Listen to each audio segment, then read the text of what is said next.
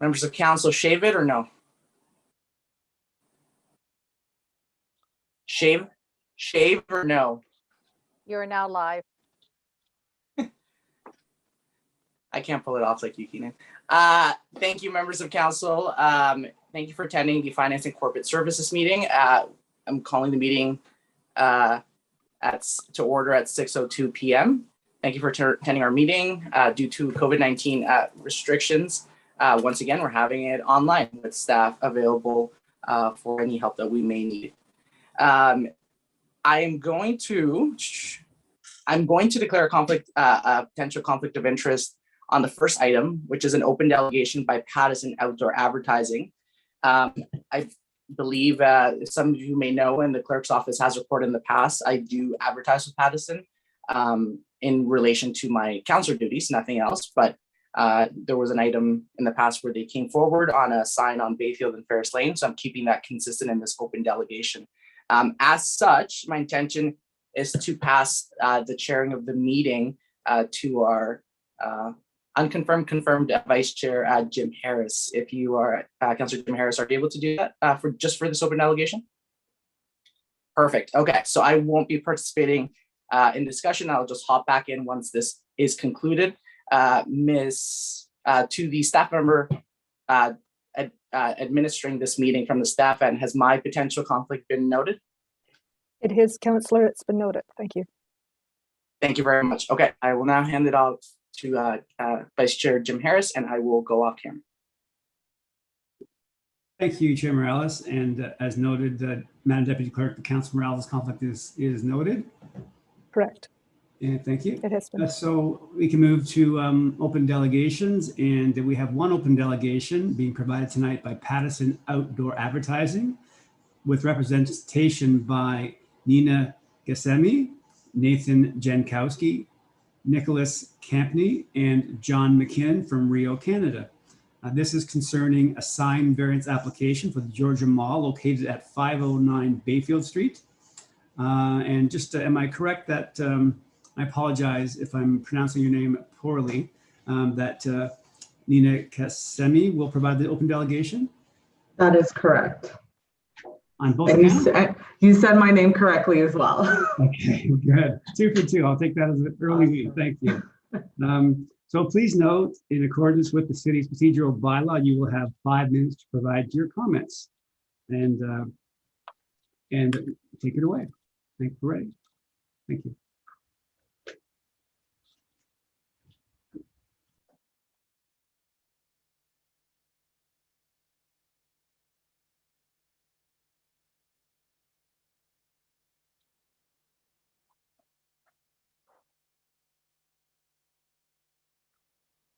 You're on mute.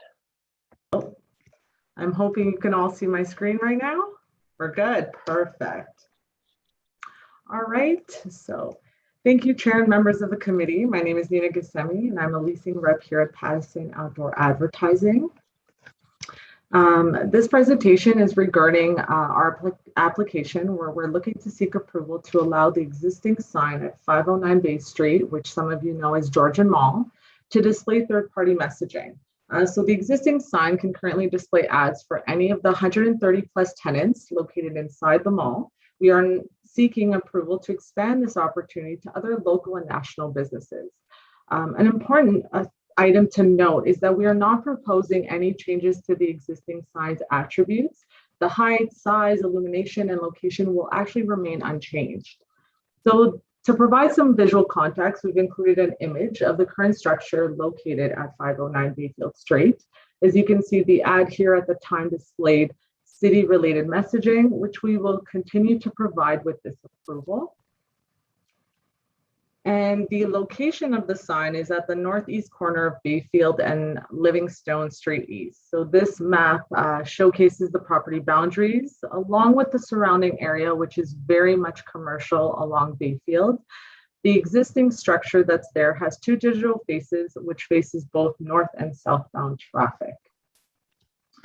And this is another aerial view of the location and surrounding properties. So now the variances required to display third-party messaging are being located on a developed commercial lot and being located less than 50 meters from a city property line. So the sign will comply with all other sign bylaw requirements for poster panel signs, which I will go in further detail in the next few slides, as required by section 11 and 12. I want to reiterate the image showcased in the previous slide of the existing structure. The opportunity to display emergency and city related messaging will remain intact if this approval is granted. So now the proposed sign in line with the postal panel requirements. Just to review, the postal, as you can see, we actually satisfy all the criteria with the exception of one. And while we do not meet the setback to the property line of 15 meters as a minimum, the large setback, well, based on the property boundaries of this particular lot, the large setback from the road actually ensures the intention is still met at 18.5 meters to the curb. So we continue to comply with the height and size, it will remain unchanged, and have achieved the remaining setbacks from residential property at 151 meters and to the nearest poster panel at 665 meters. And then again, the dimming technology, the message duration, there will be no visual effects, so everything else will remain as is and in line with the criteria. Now, a side-by-side comparison for the attributes. As mentioned again, it's all the same, nothing's changing, we're not taking anything down. So the height, the size, the setbacks, everything is as is. It's just a reminder, this is seeking an approval for administrative change to move from first-party advertising content to third-party messaging. And it's really to allow other businesses not located within Georgian Mall to promote their products and services. So there will be no physical changes to the sign structure or landscaping whatsoever. Now, this is a side-by-side comparison of the same structure. So on the left is an ad for a tenant, in this case, Chatter, that is identical to what a standard ad would look like. And on the right, you have an example of a local business in Barrie that would now be allowed to promote their business if this approval was granted. This would increase their exposure and attract new clients. So very similar, nothing's changed, just the messaging. Now, something we wanted to bring up were the staff concerns, and in their report, staff commented that setting a precedent for other signs was one of their main concerns. To confirm, approving this request would not change any of the sign bylaws provisions for poster panel signs. Each application for a new poster panel that requires a variance will be reviewed by staff on its own merit, and a decision would be made based on the specific details within such an application.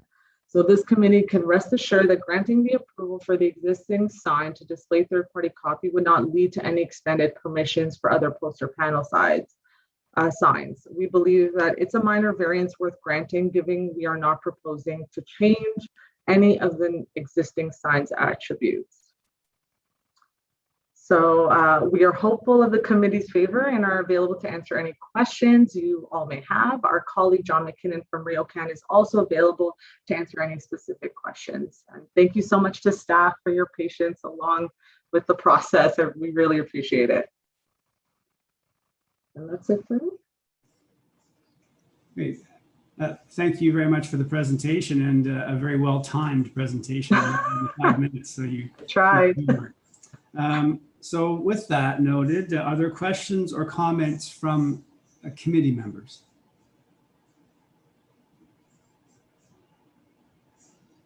Councillor Harvey.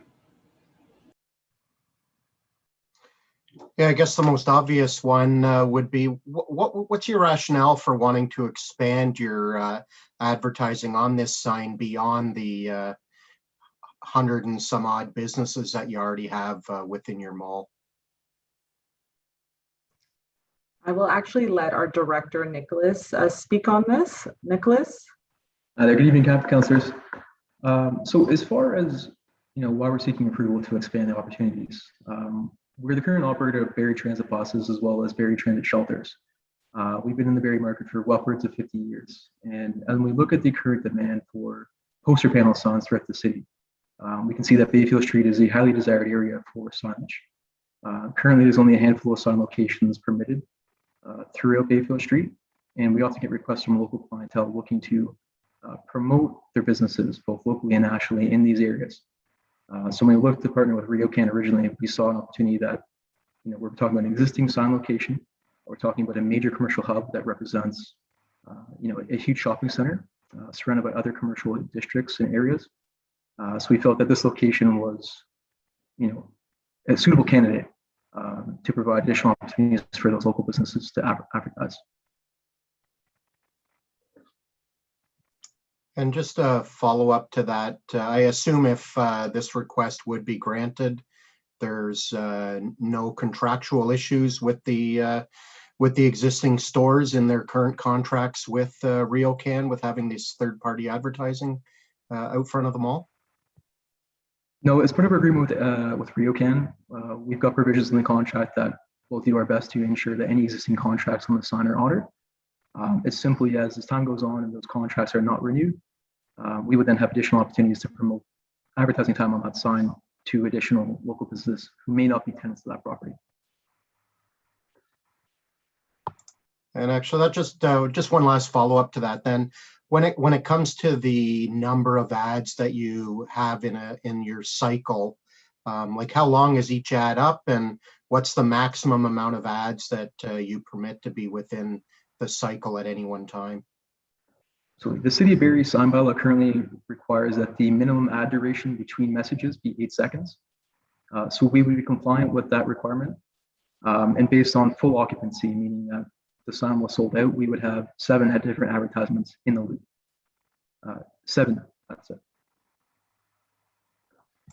Great, thank you. No further questions.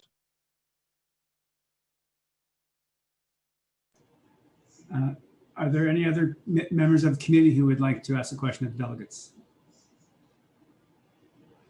Seeing none, I think I saw a sign from a member of council. Member of council, do you have any questions for the delegates? I think Councilor, I saw your card. Thank you. Thank you, Chair Harris. Yes, Councillor Emery Kungle. So I represent Ward 3 where the sign's located. I do have a couple of questions. I'll direct them to Ms. Gassemi, and I'll let you refer to your team as appropriate. And I do have probably a couple of questions for staff. The first question is, could you clarify a little bit more on reference to some of the commentary on local but national?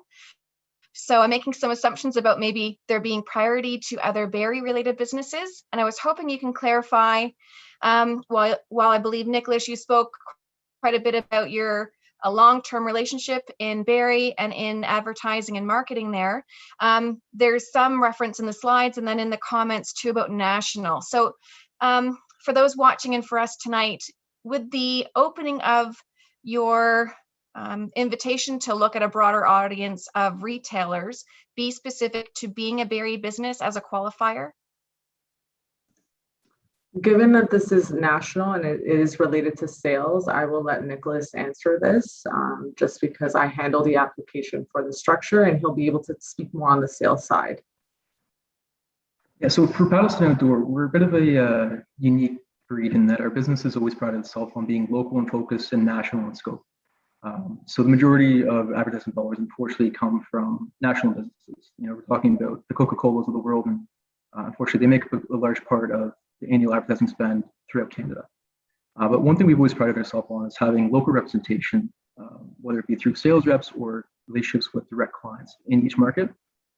So as you travel through the city right now, I think you'd find there's a very large portion of our advertising on paths and structures that is local representation. And the same can be said about Barrie transit buses as well as Barrie transit shelters. We've always taken great pride in promoting local advertising opportunities to other businesses who may not have otherwise considered such advertising mediums. Advertising in itself is a bit of a daunting process sort of start up. And there's digital, there's print, there's TV. What do you want to do, and what's the most effective way to advertise for our money? So as part of our process of educating local clients, we have a number of retail sales reps who go around knocking doors, establishing those relationships. So for our standpoint, both Nina and myself, our preference is definitely to have representation on the sign. But in reality, it's one of those things where sometimes first come, first serve. There may be national clients on that advertising location if it were permitted to be, containing third-party messaging. But again, our preference is always first party where possible. One thing sorry, go ahead. Sorry, I would like to add one thing is that the value of local businesses has always been something where when we're looking at a digital ad or any ad whatsoever or a board, the importance of having local businesses support that ad is huge for us. And that's something that we've highlighted when we're looking at new developments or existing structures. So we definitely keep that in mind.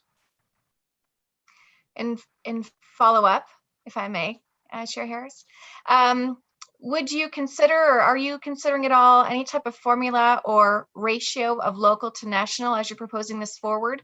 So when we talk about potentially, and I'm going to just move on your words, Mr. Campney, the first come, first serve.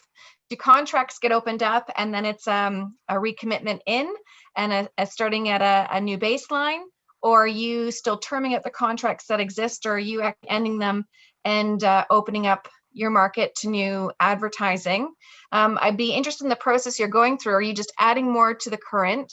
This isn't my field in any way, so I do respect that I'm going to identify coming from a bit of a place of ignorance about what might be in scope or not for appropriate line of questioning. But is there a protectionistic approach that you would take to support local having a certain percentage of advertising on that sign that would make us feel comfortable that in time we wouldn't just see a loss of local to national interest where the purchasing power could be greater?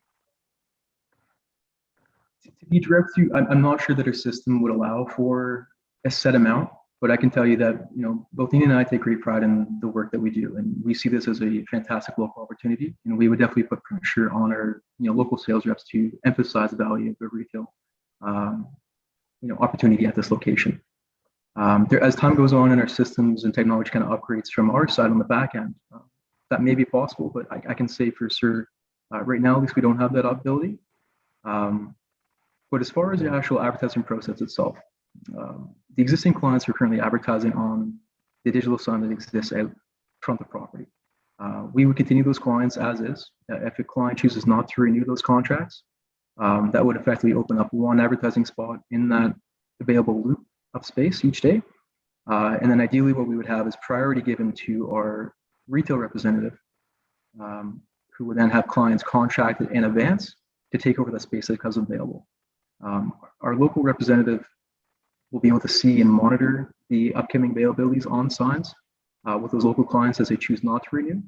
And from a other experience working throughout Ontario, I can say best case scenario is that we have that pipeline or that list of clients who are saying, I need to be here, which we currently have. We just don't have a way to service those clients based on the bylaw provisions.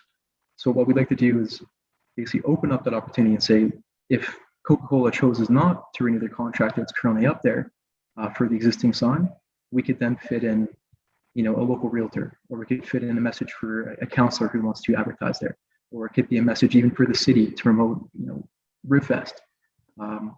It's those kind of opportunities where our national clients aren't going to be monitoring inventory on a site-by-site basis.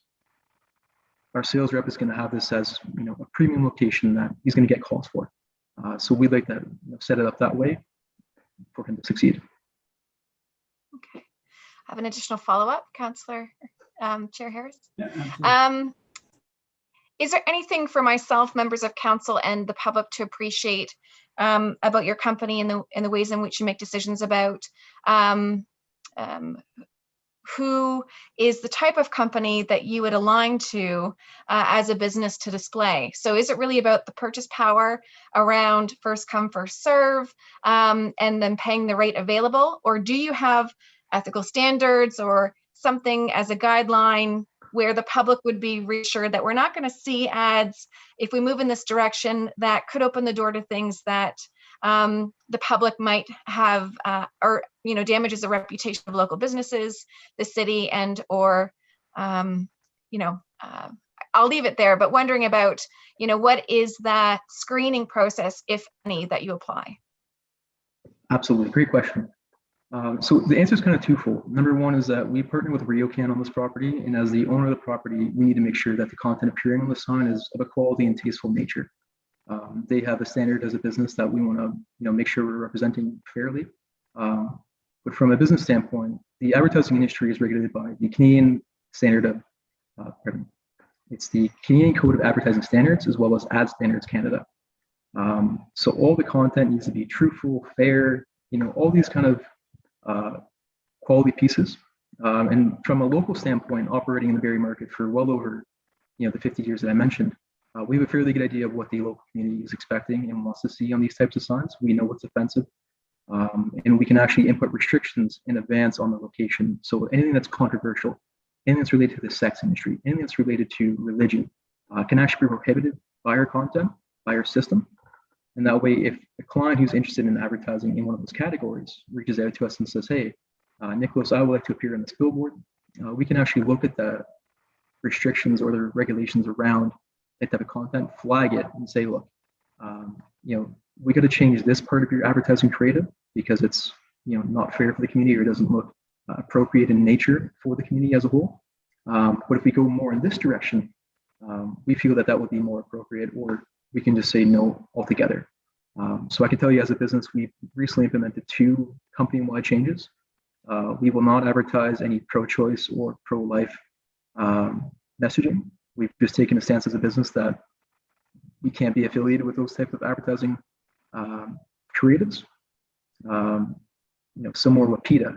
PETA is a controversial kind of message, and we're careful about those kind of content as they appear. So there's a lot of controls and process, and given our expertise, both locally and nationally, we become a very savvy business in what makes sense and where.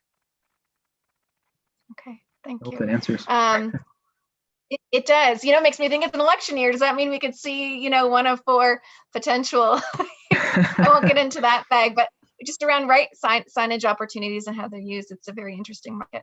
I do have a question, if I may, to direct it to you, Mr. McKinnon, if possible. Wondering if you've got any a chance to speak to this if you want, as RioCan, that would allow the public to understand kind of your interest in this.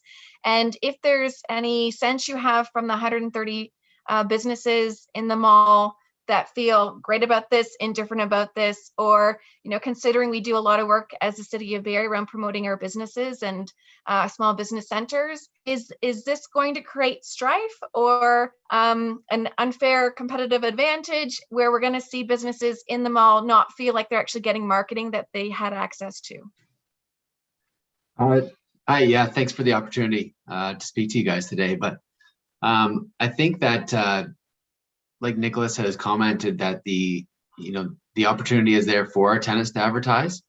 And right now, I think every tenant that we have is very cost conscious, and they might not have enough marketing dollars earmarked right now. And we'd like to make use of that sign as well now. So this opens up our ability to maximize and get our return on investment on the sign. That they're not cheap, and our original intention was to have this as a third party. And I could see Snow Valley being up there, or Go Colts, or any kind of messaging to support the local area that's not just restricted just to the tenants that are in the property, but that are a part of the community. So we've had occurrences in the past where we've got an A&W, and we end up having to look closely at a McDonald's ad and making that choice. Like, we don't really want to kind of rub it in that tenant's face and show one of their direct competitors. So we try to partner with our tenants first, absolutely, and we just try to take advantage of the other companies that are in the. Like, we don't have a car dealership, for example, at this property. It'd be nice to throw an ad up for something like that, and it's a synergy with the community, and not necessarily in contrast or conflicting of one of the tenants that we have at the property. But we do want a return on investment, as I said, on these signs, and we're looking at the bottom line. More money that we make is more money that we can reinvest in the property and make it look as presentable as possible, and make it even better for the community. Thank you, Mr. McKinnon. That's helpful. help? And go Sharks. Yes. Oh, I think my final question is a point of clarification that might lead to a staff question, and then I'll close it off and let others speak. And I think it's just coming back to you, Mr. Gzemi, and to any members of the team that want to speak to this. I heard in your presentation that the display of city-related messaging is contingent on the third-party advertising you're asking for to be approved. Is there a current contract with the city that would expire, or is this kind of a free service you're providing out of just being a goodwill partner?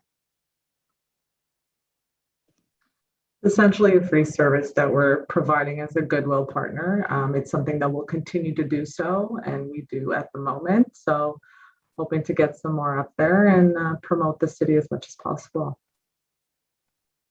Okay, thank you. And that's the end of my questions for now. Thank you, Councillor Chair Harris. Yeah. Thank you, Councillor Conway. I know I saw other members, I believe, with questions, and just noting that this is item 6.2, and we'll talk about moving this up to if you have questions for staff, that might be the time then to ask those questions of staff as we deal with the item 6.2. So I believe I saw Deputy Mayor Ward and then Councillor Rietma. Thank you, Chairman Harris. I wanted to ask you about your statement that you made that this committee can rest assured that granting the approval of an existing sign to display third-party copy will not lead to an expanded permissions for other postal panel signs. And I mean, there's already a couple of other electronic signs on Bayfield close by. In fact, one right across the road that I assume could be changed easily with other messages, and I can see other commercial properties on Bayfield Street asking for this, for putting up similar signs. How is this not going to lead to expanded permissions if one person does it?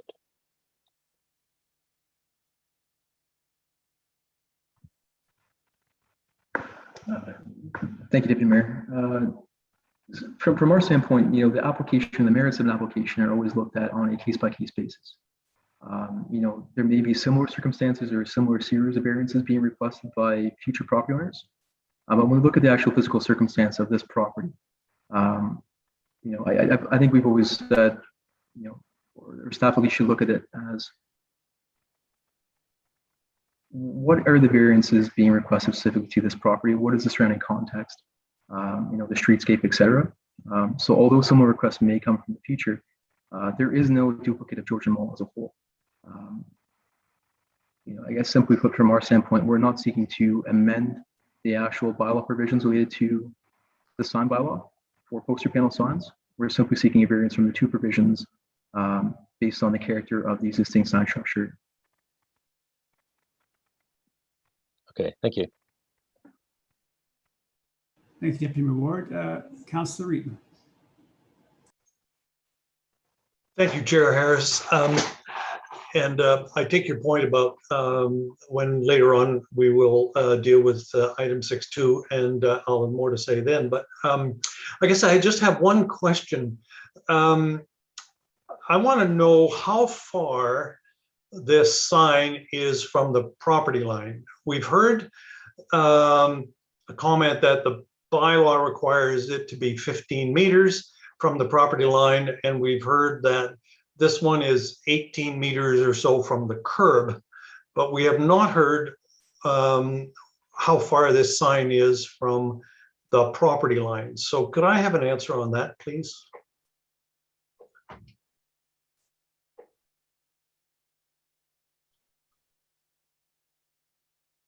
Silence. Yeah, I'm not sure who's best to answer that. I see Mr. Campany. Do you feel comfortable answering that question? I see you're live. I think my colleague is probably just pulling up the site plan right now just to confirm we have the correct measurements for you. Thank you. Stay tuned.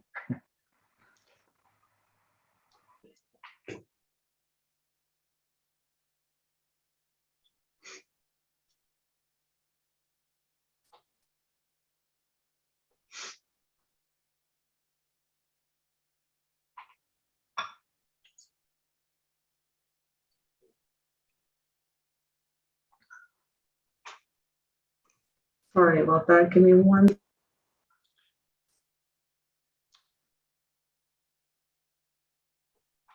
Sorry, Chair Harris, I didn't realize this was such a hard question. That's okay. That's okay. We're almost there, I think.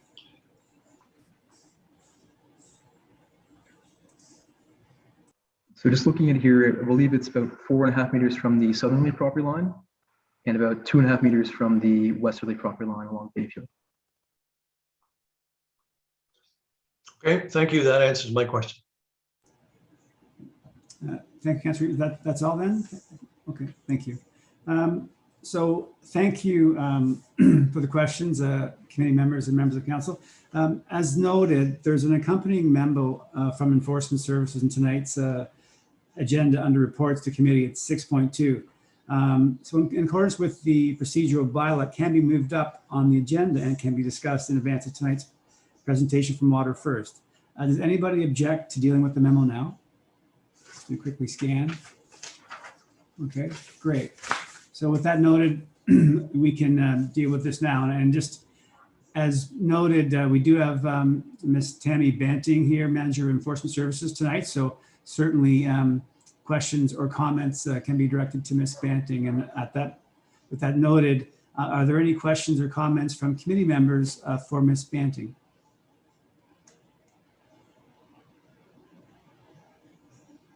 Okay, scanning once. I don't see any from committee members. Oh, pardon me. Councillor Harvey, please go ahead. Sorry about that. I'm multitasking here.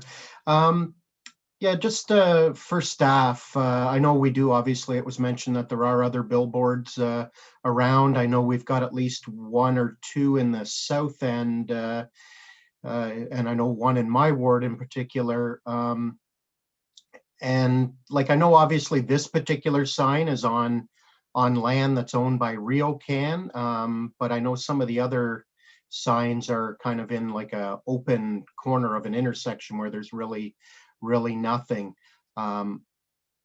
Just kind of, I was wondering if you can elaborate a little bit as to the concerns that staff have with allowing this one sign to open up the third-party advertising, and how this could have an impact on potential future applications, along with, I guess, existing signs coming back and asking for the same variances within their sign restrictions.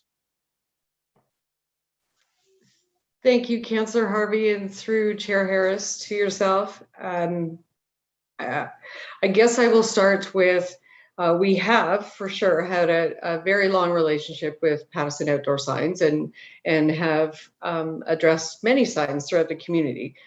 I think the difference with this particular application is you have a ground sign by definition of our municipal regulations through the sign bylaw that is now changing overall to what we would class as a poster panel sign, which in history you would think of as a billboard style sign, which are generally the ones that we would currently permit. Vacant land is the biggest portion, really, as to how these signs are designed, or at least were originally designed. And Pattison themselves have a few grandfathered locations throughout the community that they can continue to use, and some are on developed lands. I believe, or at least you used to have some even on Bayfield Street, where you have current billboard or poster panel, as we call them, third-party type advertising signs. They do have the electronic ones with the electronic messaging on Mapleview and Huronia, as an example, those types of locations. So historically, they have always been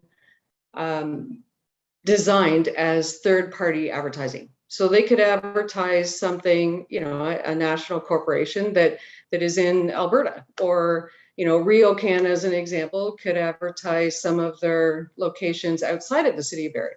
If they had different vendors in those particular mall locations. So that's really what those poster panel signs are designed for. When you look at taking this ground sign and now transforming it, at least by our definitions, transforming it to a poster panel style sign, while they can meet a lot of the standard setbacks, the big one, as they have mentioned in their own presentation, is it's not on vacant land, and it doesn't meet the one specific setback that we require. But I think for ourselves, we have had requests in the past from, as Deputy Ward had indicated, there's an electronic sign not far across the road.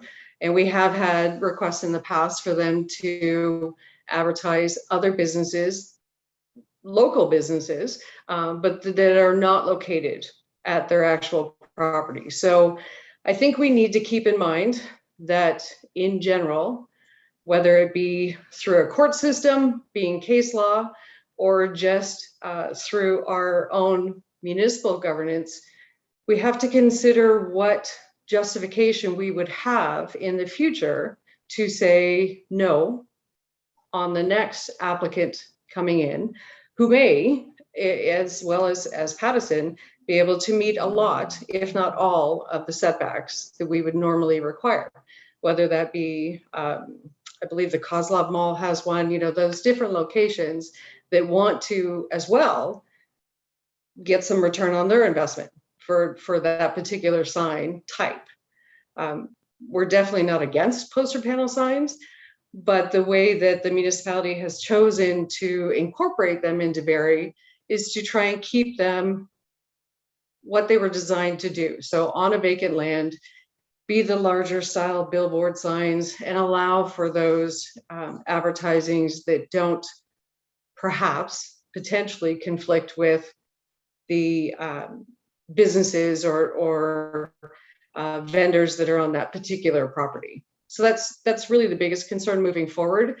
It does change the overall concept of what Barrie had passed and what previous councils, and including this council, had looked at for what we wanted certain signs to be.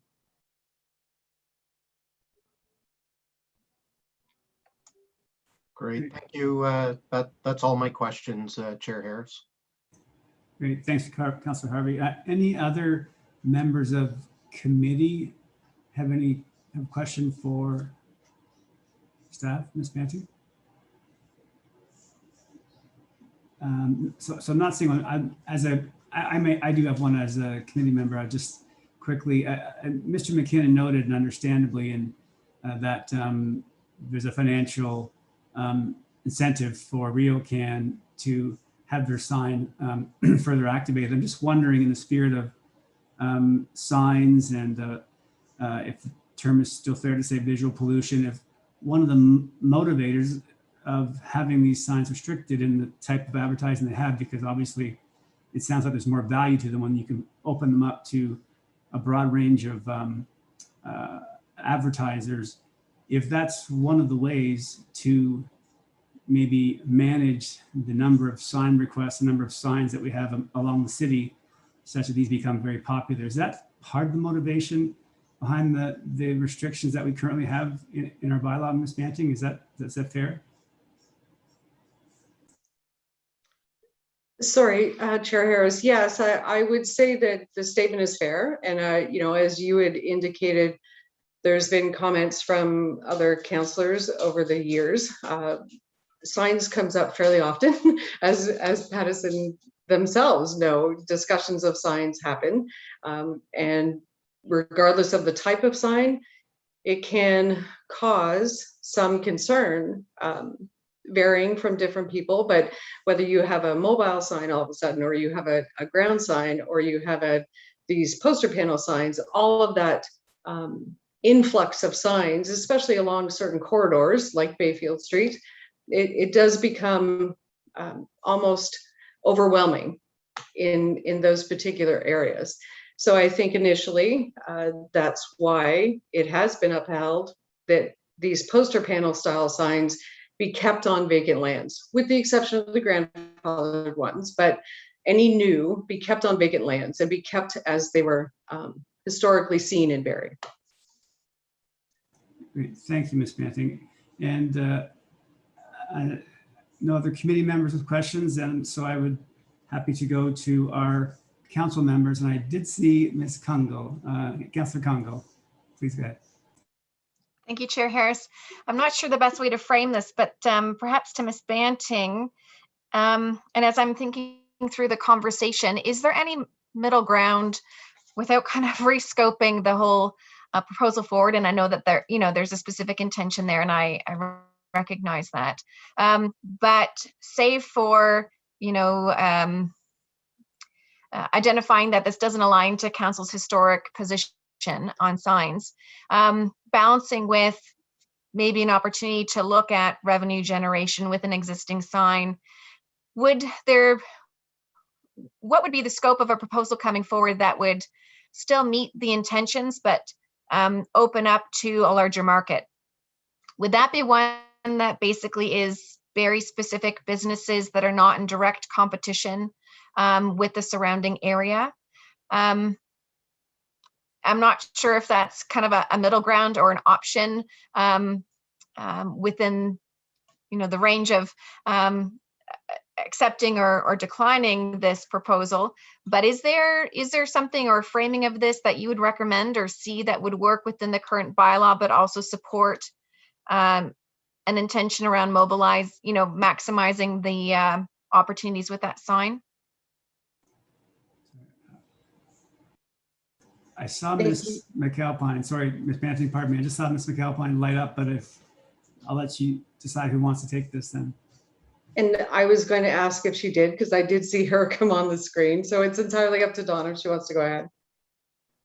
Thank you, Tammy, and thank you, Councillor Harris. It would be my view that it would be difficult to find a middle ground that doesn't detract from the intent of council at the time when it passed the sign bylaw by establishing different requirements for poster panel signs versus those that are ground signs. Attempting to define it to local businesses and then determine what is local. Does it have to have a head office in Barrie? All of those become administrative challenges. I think what council will need to consider is the intent of the bylaw as it's currently written, what it wishes to continue to enforce and continue to require, or is council wishing essentially to change the bylaw? Because it is my belief that granting this exemption based on past inquiries will result in a number of other businesses that seek exemptions. And given the significant variance from the setbacks from the property line, there will likely be others who make similar arguments. And if council is seeking to make the change to the bylaw provisions, it might wish to do that in a more comprehensive manner rather than on the basis of an exemption. Okay, thank you, Ms. And Ms. McAlpine. Banting may have some further comments, so I'll let her speak as well if she has anything that I missed adding. No, thank you. No further comments. I have no follow-up. Thank you, Chair Harris. Thank you, Councillor Congo. Any other questions from members of council? And I'm not seeing it at this time. As a reminder to the committee, we may simply make a thank you to the delegates for their presentation, and a motion is not required, and the decision outlined in the staff report stands. Or the committee wishes, if the committee wishes to approve the application, a motion is required, which would be contrary to staff's previous denial. So at this point, I'll look to the group if there are any motions. Councillor Harvey? I have no, thank you, Chair Harris. I have no intention of bringing a motion forward, but I just wanted to explain my rationale for being opposed to providing a bylaw exemption to the applicants in this particular situation. And it really comes down to the type of sign that they erected on this property, knowing what bylaws already existed, and that if their intent was to make this sign a national board, not using the solely the businesses that are contained on that property, they would have and should have known that they had to create not a ground sign.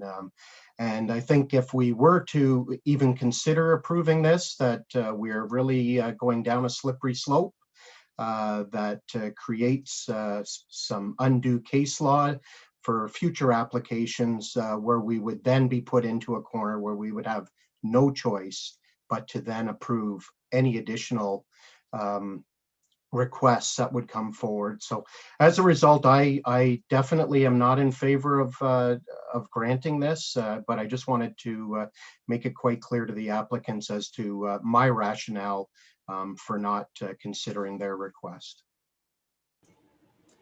Councillor Harvey, just quickly checking if there's no motion from a member of committee,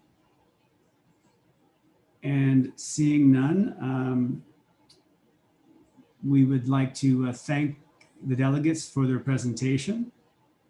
And at this point now, we can, I believe, welcome Chair Morales back to the meeting, and I hand the chair back to Councillor Morales. Chair Morales.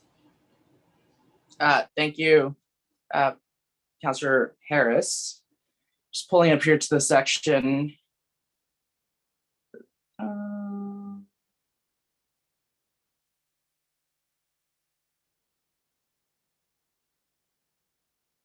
So the accompanying, the memo from Ms. Banting was already taken care of. So we're moving on to presentations.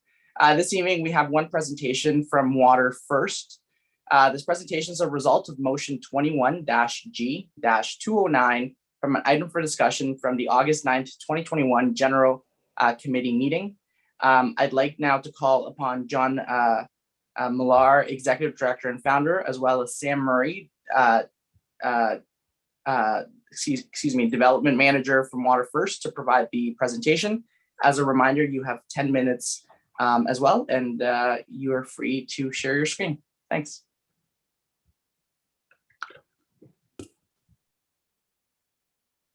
Okay, thanks kindly. Am I coming through okay? It's you're hearing my voice? Yes. Okay, thank you. Very good. So my name's John Miller, and I'm the Executive Director and Founder at Water First. We're a nonprofit, we're a registered charity, and we're just about half an hour, 40 minutes west of you in the little village of Creemore. I want to thank Deputy Mayor Barry Ward for being a passionate advocate for Water First's involvement in this initiative. And I'd like to just tell you a little bit about the organization and what we do, and then provide the opportunity to take any questions that you may have about what we do and how we do it. So could I have the next slide, please? Thank you. So our mandate, what we do as an organization, we address water challenges in Indigenous communities in Canada through education, training, and meaningful collaboration. We've partnered with over 60 Indigenous communities now in Ontario and Quebec, Labrador, and Manitoba. Most of those communities have been in the province of Ontario. Of course, it's where we're based, and there are a lot of First Nations in this province that have challenges that are related to the kind of work that we do, which is education and training. It's exclusively education and training that we do. We don't work sort of in infrastructure to pull out a faulty pump or filtration device or something. It's exclusively education and training. And the next slide, please. We have three main program areas. There's drinking water, environmental water, and school programs. And so I'll tell you very briefly about the environmental and school projects, and then I'll get into drinking water a little bit later. But so a number of the things that we do with environmental water, and what they have in common actually with drinking water, is that we hire and train locally in order to achieve the project's results. So we do things like a baseline water quality study, where a community may be interested in their the water quality of their lakes and rivers. We do fish habitat restoration. The photo that's right here, there's a team working on expanding and improving the quality of a walleye spawning shoal, and that's in Temagami First Nation.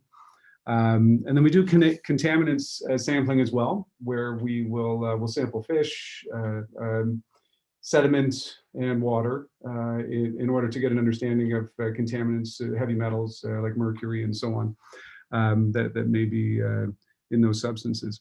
So that's the environmental projects, and again, along the way, we're hiring and training locally in order to achieve those results. And if I could have the next slide, please. With school programs, so we engage with the local schools wherever possible in the First Nations and Indigenous communities where we're working. The nature of the programming, of course, is very curriculum based. We're co-designing in partnership with Indigenous educators, and as the photo illustrates here, it's very much hands-on and out on the land wherever possible. The group of students here are planting trees in an area that could very much benefit from it in order to prevent that soil and a heavy rain event from running off into the lake that's nearby, preventing the soil and the sediment from ending up there. So I know we're here to talk about our drinking water projects, though I did want to highlight some of those other things that we do. And if I could have the next slide, I'll get into those a little bit, and the next slide as well, please. Thank you. So here we have, some of the awesome founding partners with our drinking water internship program. The United Chiefs and Councils of Nidunissing is a group of 6 First Nations on Manitoulin Island.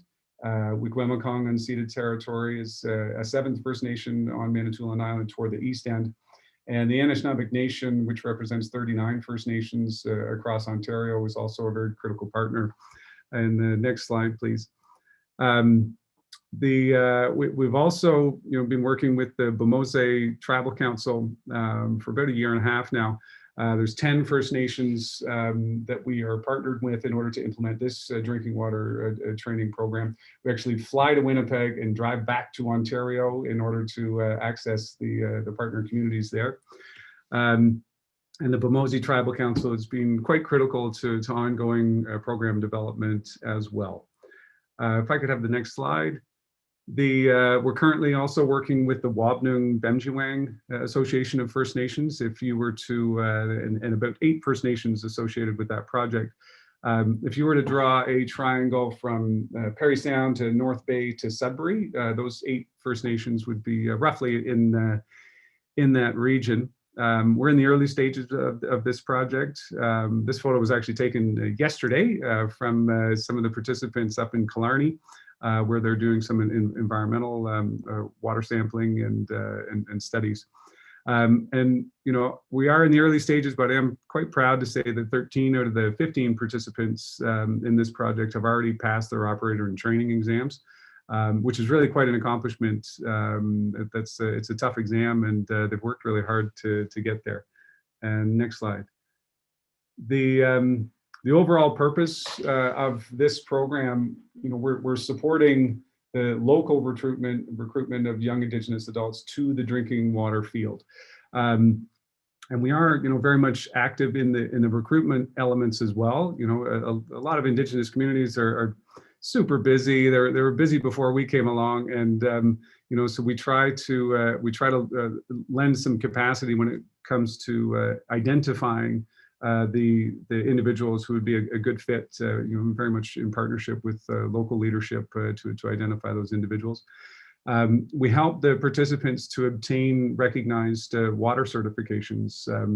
Those can be things like the operator and training exam. I already mentioned water quality analyst certification.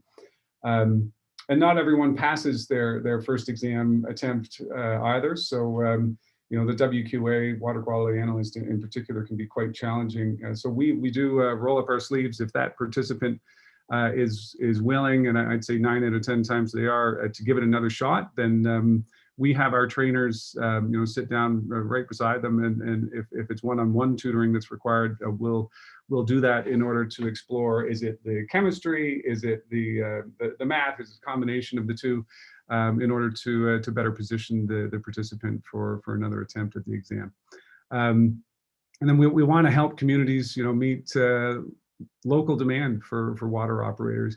It's kind of the untold story. It's not told enough anyways in terms of the water challenges that many First Nations are experiencing. There's a lot more to producing clean water than the infrastructure. People run plants, and so helping to ensure that there's individuals at the local level who have those certifications and background in the water sciences is really key. Next slide. So, how the program works, we typically work at the tribal council level between, kind of 6 to 10 First Nations. We achieve economies of scale by approaching it that way. There's more bums and seats in the classroom and a better use of those educational resources. It's also, there's a lot of value in being able to work with a group of communities, and tribal councils already have a history of working together. So you're able to sort of piggyback on that collaborative capacity that's already there. Then how it works is the interns come together for centralized trainings and at a central First Nation among the group. And we'll focus for 5 days on very specific training concepts, and then the interns return to their home communities where they largely work out of their home community's water plant under the supervision of the existing operator. They then come together again at a centralized training and learn new concepts, apply those concepts back at the community level, and they do that over the course of about 15 months. Again, I was mentioning earlier, we're pursuing recognized industry certifications, and we do have a mix of both drinking water and environmental water concepts. There's so many linkages between those two sort of types of water. Next slide, please. So the benefits and the results, each intern, they do experience a full-time 15-month paid experience. It's at the local water plant, and there's no previous experience required. Their last job could be at Tim Hortons. It could be in construction. It doesn't really matter. We can work with most individuals. They do achieve those certifications, and these certifications actually defer to provincial requirements. In order to work in a water plant, you do need to have these certifications. At the very least, the entry-level certifications, and many First Nations do defer to that regulatory framework. We've seen very strong retention, and about 2/3 retention of the trainees who start the programs with us do finish the program with us. And as a result, we are able to help to increase the local pool of certified young Indigenous adults who have a background in the water sciences and are well positioned to help their water plants run. The vast majority of participants find related work quite quickly. We've seen the majority of participants actually have work lined up before they graduate. And that has a lot to do with the supply-demand dynamics in that there are a lot of amazing operators doing a fantastic job with the resources available across First Nations, many First Nations communities. Many of the communities that we speak to, however, I very much agree that more young Indigenous adults entering the field would be very welcome. And it's got a lot to do with the main emphasis behind our work. And ultimately, we're looking for and working together with our partner communities to enhance the stewardship and sustainability of the local drinking water systems. And ultimately that's what it's all about. So, we're working to scale our programs in order to meet demand. The phone rings a lot and is increasingly ringing from other parts of Canada as well, and it certainly rings a lot from our partner communities and others here in Ontario. And as we see the sort of ongoing growth in the organization, we're managing that very carefully so that we can continue to grow well. We bring a small shop feel to our operations, and we do believe that has a lot to do with the successes that we're having, because we're very, very careful to take our time and build trust and have local adaptations to make sure that the programs make sense to the communities we're partnering with. So that's the, those are the nuts and bolts of Water First, and I'd be happy to take any questions or comments here. Thank you very much, Mr. Miller, for the presentation. Give me 1 second here. Oh, staff, can we help? Mr. Miller, could you take the presentation off the screen? Thank you. Awesome. Thank you for that. Are there any questions from members of committee for Mr. Miller and Ms. Murray? Councillor Harvey, and then Councillor Harris. Yeah, thank you, Chair Morales. Yeah, Mr. Is it Miller or Millar? Miller, thanks. Miller, okay.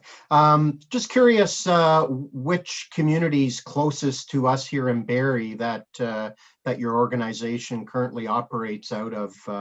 Because obviously there's a request when it comes to some funding sources here. Mm-hmm. I'd say Beausoleil First Nation on Christian Island. We've done just this summer we've done some good educational projects together with that community comes to mind. And then to be honest, there's a fair bit of work just up to 400, as I had mentioned in my presentation, with the current tribal council that we're quite involved with as well. Okay, great. And just one other question. I see you're obviously a registered not-for-profit. Yes. I don't know to what degree you're able to answer this or willing to answer it outside of municipalities and other levels of government providing funding to you. Are there other funding sources that continue your operation? Oh, definitely.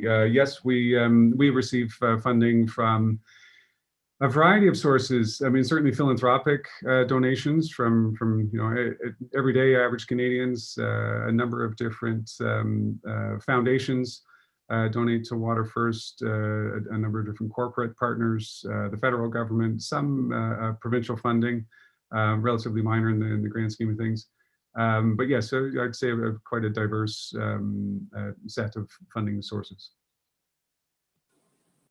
And are you able to elaborate as to how many other municipalities support you currently?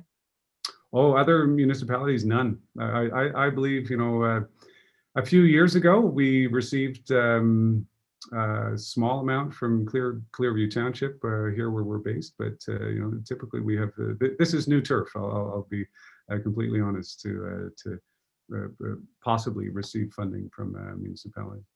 We have had interesting partnerships with other townships, but this is definitely the first of its kind. We just had a partnership with the township of Collingwood. So we've had relationships with other townships, but yeah, this is definitely unique. Thanks, Sam. No problem. Great. Thank you. That's all my questions. Thank you, Councillor Harvey. Councillor Harris. Thank you, Chair Morales. I'm just going to add to my questions because I'm curious what those other type of partnerships were, and that was, I guess, Ms. Murray who had mentioned that. So if I could ask you, if you could maybe give us some information about what that is with Collingwood, please. Yeah, they did a campaign called On the Water We Love, where they put installations on a trail that was on the water. And we just had like a cool poster that referenced our work. And then there was a QR code at the bottom where you could scan the QR code and donate to Water First. Okay, thank you. And I think we'd be remiss, and with obviously with the importance of water and this being a long-standing concern across the country, and given what I've seen from your website, 40% of First Nations communities in Ontario still under a boil water advisory. So how does this fit with, and we hear, and we're hearing in terms of a federal election, not that I want you to comment on that, but the efforts that are put towards this really important, long-standing issue. How does the efforts of Water First fit with, or those that we understand are happening at the federal level and even the provincial level? Thank you for the question. I think, the way I make sense of this is, and it's in, very much in consultation with a variety of different Indigenous community partners who have helped to help me understand it better. There is broad agreement among virtually all actors, observers, that the federal government is responsible for infrastructure on First Nations reserves in First Nations communities. The First Nations community members agree to that. The federal government agrees to that. It appears to be crystal clear. Where there's a lot less agreement is on the topic of who is responsible for providing training in order to successfully operate and maintain that infrastructure. There's a lot less agreement, and as a result, these numbers should be updated, but it is difficult from a jurisdiction standpoint in order to get a sense of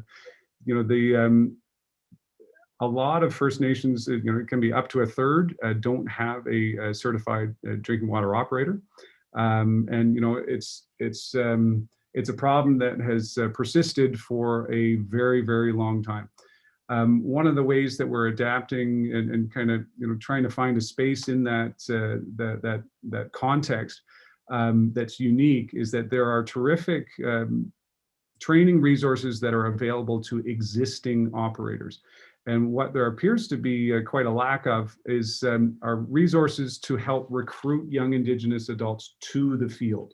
So once you're there, once you're in the seat and you've made that decision, there are to be an operator, and you're 3, 4, 5 years in, you have a lot of opportunities. But to get there is where there are challenges, and quite frankly, we're in a very uncrowded space. Doing the kind of work that we do, and the phone is ringing in a way that would corroborate that. Thank you, Mr. Miller. Maybe just one based on your comment, and thank you again. You mentioned it's not really determined who should do the work, this training, which is, I understand, is critically important when you have investment in maybe the capital to make a water treatment center, but you don't have someone to effectively run it. Is there agreement on who should fund the training? That's not who should provide it? I think sometimes those questions are one and the same, like who's responsible for it ultimately, and whether that's a service delivery agent or the person with the purse strings. That's where there's not as much agreement. Like it's so cut and dry when it comes to the physical infrastructure. And I'm certainly not suggesting that there's nothing happening in the training space. There is a ton that's happening in the training space. But I think with some of the figures that are out there that very clearly point to just not enough. There aren't enough young Indigenous operators in the field. There are amazing operators in First Nations, coast to coast to coast, but there just simply aren't enough of them. It's very clear, when you speak to community members at the community level, where so many are coming from a space where, again, existing operators are doing a fantastic job, but there need to be more of them, and it seems quite clear. And thank you. Maybe one last question, and thank you for all your time. Are there incentives for young Indigenous operators to stay in Indigenous communities with these skills and training to operate? And it may have been slightly covered, I think, in the presentation. I just wanted to highlight that. I mean, not necessarily built in formally into the program, but I think they exist nonetheless. In that having a rewarding job in one's home community, an important job, like being a part of providing clean drinking water to one's community. It's a respected job. It's a steady job. It's got a lot of those different hallmarks that do see large numbers of the participants staying on and getting a job in their local community. Not all stay in their local community. Some of course, some move around the country and do different things. But we have seen, certainly the majority staying and working with their local water plant, and definitely the vast majority working in the water field afterward. Great. Thank you very much. Pleasure. Thank you, Councillor Harris. Councillor Thompson. Thank you, Chair Morales. first of all, I would like to thank you for coming to council, and the presentation was great. Now, there is going to be a money ask, and it works out to about 100,000. Can you please explain what that would do for your organization and how that would be spread out? Well, if I can speak broadly, you know, there's a fairly significant demand for what we do, and our ability to meet that demand, you know, comes down to resources. You know, we are fortunate in that we are growing, but we definitely want to do more of what we do and be able to say yes to more First Nations who call. Specifically to the drinking water program, you know, we are working with 2 different tribal councils right now. So there's 18 First Nations within our drinking water program that we're working with simultaneously. The Bomose project actually, you know, it is completed at October 8th, you know, in just a little under a month's time. So we are looking to set up the next drinking water internship. We're in the very early stages of that, and we would like to be able to apply funds to being able to implement a second drinking water internship simultaneously. The Wabnung Bemjuang Association of First Nations, that project will be ongoing for about another year. We'd like to be able to start you know, this coming spring on a 15-month training project to which we could certainly see ourselves being able to apply these funds. So just further to that, would you, saying 100,000, that would allow a second internship? And of that 100, how much would the actual participant receive as monetary pay? That's a good question. I'd need to look at a specific budget. I mean, I am, you know, very aware that let's say with the Wabnung project that's underway right now, with 15 young Indigenous adults working full time for 15 months, it is a very significant line item. I think it's about a third. It is of the overall budget. A third of the budget is for participant wages. It depends on where, you know, the tribal council is. Of course, you know, with Bomose, the numbers are a little bit different because the travel budget is more significant. As I mentioned, we fly to Winnipeg and drive back to Ontario. But yes, about a third. So as a counselor, as a new counselor, this is my first term. One of the trainings that we have to sit in is about the clean water. And a question was asked of the instructor of the boil water advisories. And you know, the gentleman basically said that it's not like you had said about the infrastructure.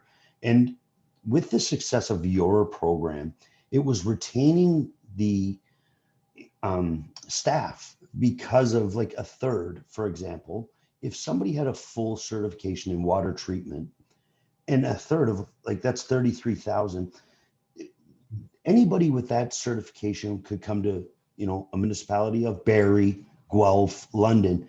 And that was the one thing the instructor had said, that due to the lack of pay, and I understand you're a non-charitable and you're giving them the opportunity for the pay is the training, but that retaining the talent on the reserves was one of the greatest challenges. And watching your presentation, and, you know, I have had some conversation with Deputy Mayor Ward, and he was swept off his feet is the term he used by the presentation to the Rotary Club.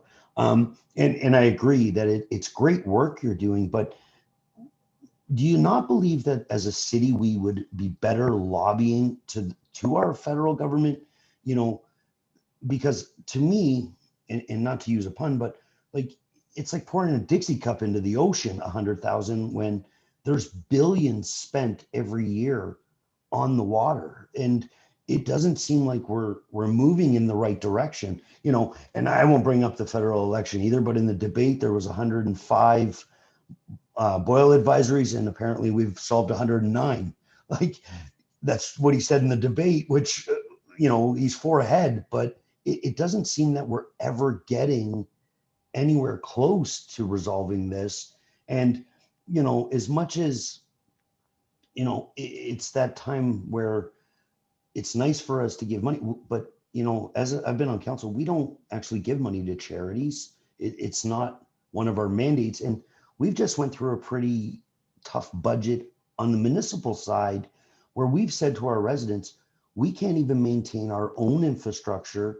And, you know, we've lessened our DERF and stuff like that. So, and I think there's got to be a better way of a community engagement to get you much more than you're asking for, but more of an opt-in as, and I'll tell you, after seeing this presentation, me personally, I will donate to your organization. And I hope my fellow councilors and would match my donation. And, you know, but I truly believe that as much as it makes you feel really good to do this, because it's ludicrous that in 2021, that not every Canadian can turn on a tap and drink water. But I think that for us to do this, it sets a bad message. And I just believe that all other levels of government, that this is their mandate, are failing you, to be totally honest with you. So I'll listen to other comments, but like I said, I'm impressed. And if you want to reach out, my email is public. I'll gladly write you a check. Mr. Thompson, would you like Mr. Miller to answer the Dixie Cup question in there? Because you did have a question in there. So I just want to make sure if you would like him to at least, because it was part of it. I'm not throwing shade at it. There was that was a question about the impact. So it's up to you, Councillor Thompson. Yeah, sorry, I didn't mean to ramble on, but just it's so frustrating. And if you choose to answer that question, Mr. Miller, I'd love to. You're not alone with that observation. It does come up. It comes up at the community level. There are disparities for sure in the wages that a skilled operator can get at the local level in a First Nation and what they can get elsewhere. It's a part of the problem. I think so too, as a part of the problem is the simple supply demand dynamics. And I choose to look at this very simply, that, you can imagine in the, let's say the engineering world, skilled positions required in that kind of line of work. We don't have in Canada, a context in which one engineering firm is hobbling because another engineering firm has, an employee has left one and gone to the other. Because there is adequate supply, or at least there's much better supply of those skilled individuals in that field. So we don't have, these different companies that are hobbling when a few of them say, you know what, I'm going to go try and work with these guys over there, even if it is for better money and so on. But we do have that sometimes in the First Nations water operator context, because in some communities there is only one operator, and that individual hasn't left the community for more than 24 hours for a year and a half because they can't leave the plant unattended. There's communities that have fantastic operators, but they look around the room and they're like, everyone's in their mid-50s. Like, we've got a problem brewing, and we've got about a decade to solve it. So my perspective on that, my answer to that question is simply, if we turn to supply demand dynamics and kind of apply a bit of a capitalist lens on it, let's increase the supply. And then, individuals can come and go and pursue other opportunities. But communities aren't hobbled because of the challenges that persist on the supply side of and the size of the pool that have these kind of credentials that are required to run a water plant. So just at a high level, that's how I look at that challenge. If I could just follow up to that, and that was a great answer, and I appreciate that.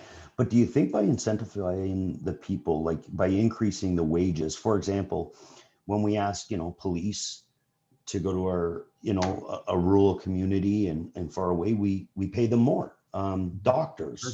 And stuff. So do you think if we actually increase the wages, and it makes it more attractive, and it's sad to say, but money makes the world go round, and it's terrible that it's come to that. But if you felt that you could make a substantial amount of money doing this job, then you would attract more people, to want to pursue this career. So I just, like I said, I really think it's great work you're doing. And I would love to be able to help you in ways where we actually target the people with, extremely deep pockets and the right to print money, where we have to look at our taxpayer at 9 cents on the dollar. And like I said, we just went through a very tough budget process, and we're coming up on another one. And I just think that some community engagement and some outside of the box thinking, I think we could do better than what's proposed tonight.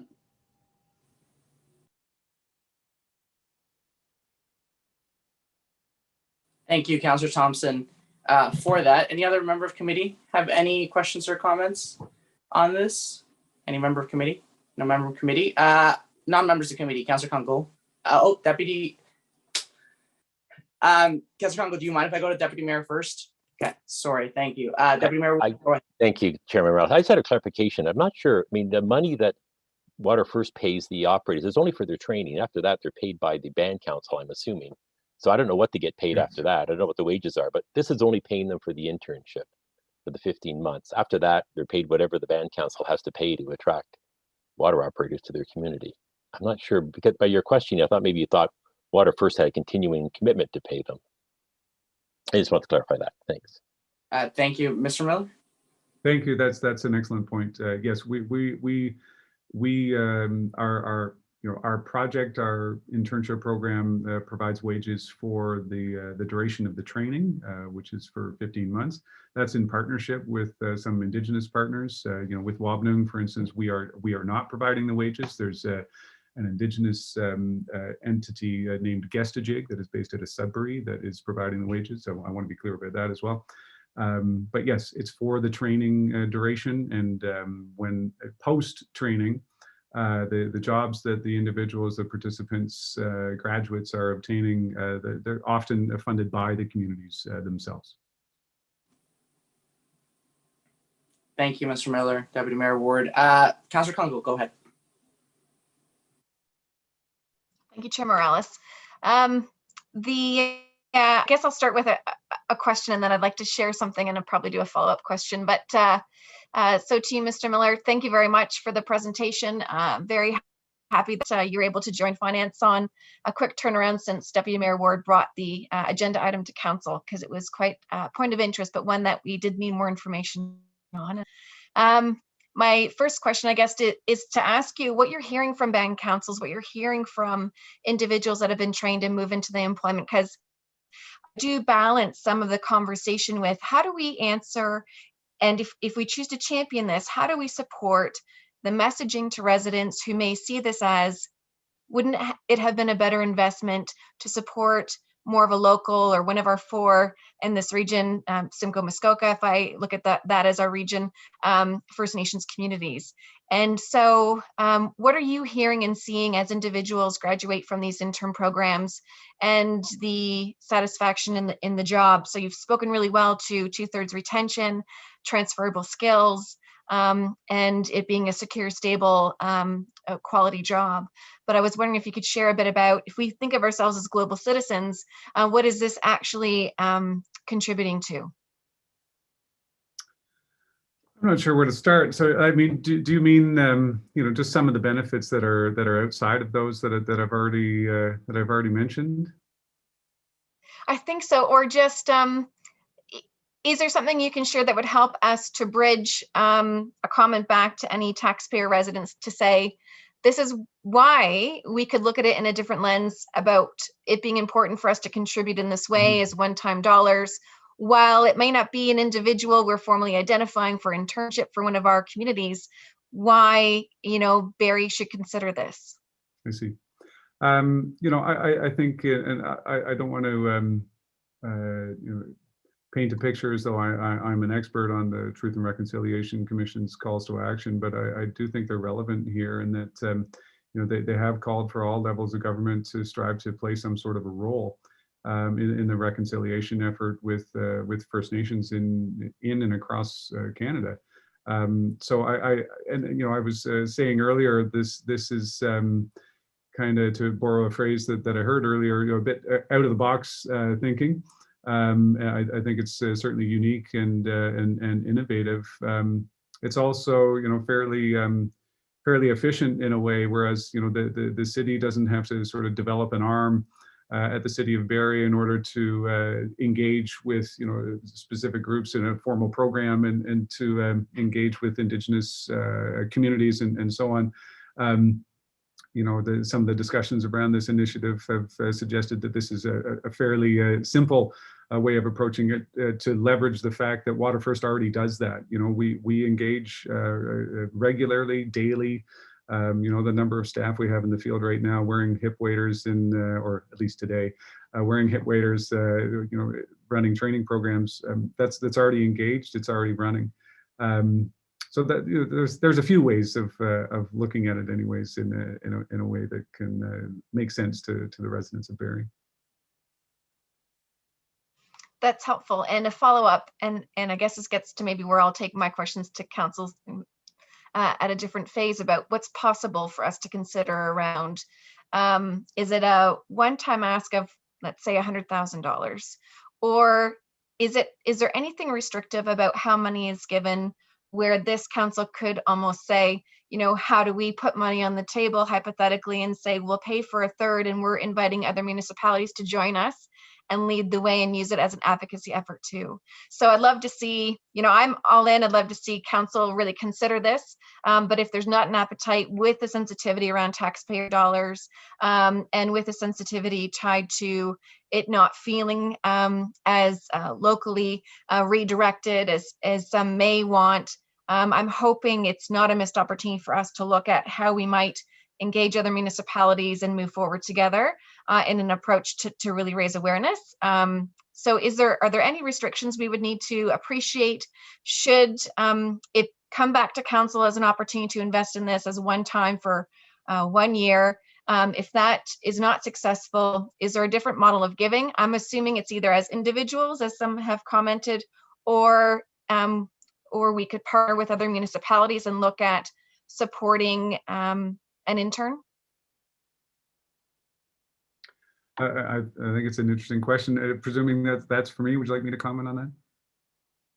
Sure, or just any way in which the funds, we should appreciate the funds that are needed at minimum to support an intern. And if we thought about some, but not all funds, what would be important to appreciate about partial funding and how far it could go? Yeah, I think it's, if I take a few steps back on this overall question, I think it's got a lot to do with the message and the intention. And I think it's a very positive and perhaps unexpected space where, it's come up tonight that, sure, jurisdictionally, perhaps this isn't the first jurisdiction or relationship that one thinks of when we think of First Nations communities and the relationship with governments in Canada. Tends to be, First Nation federal relationship.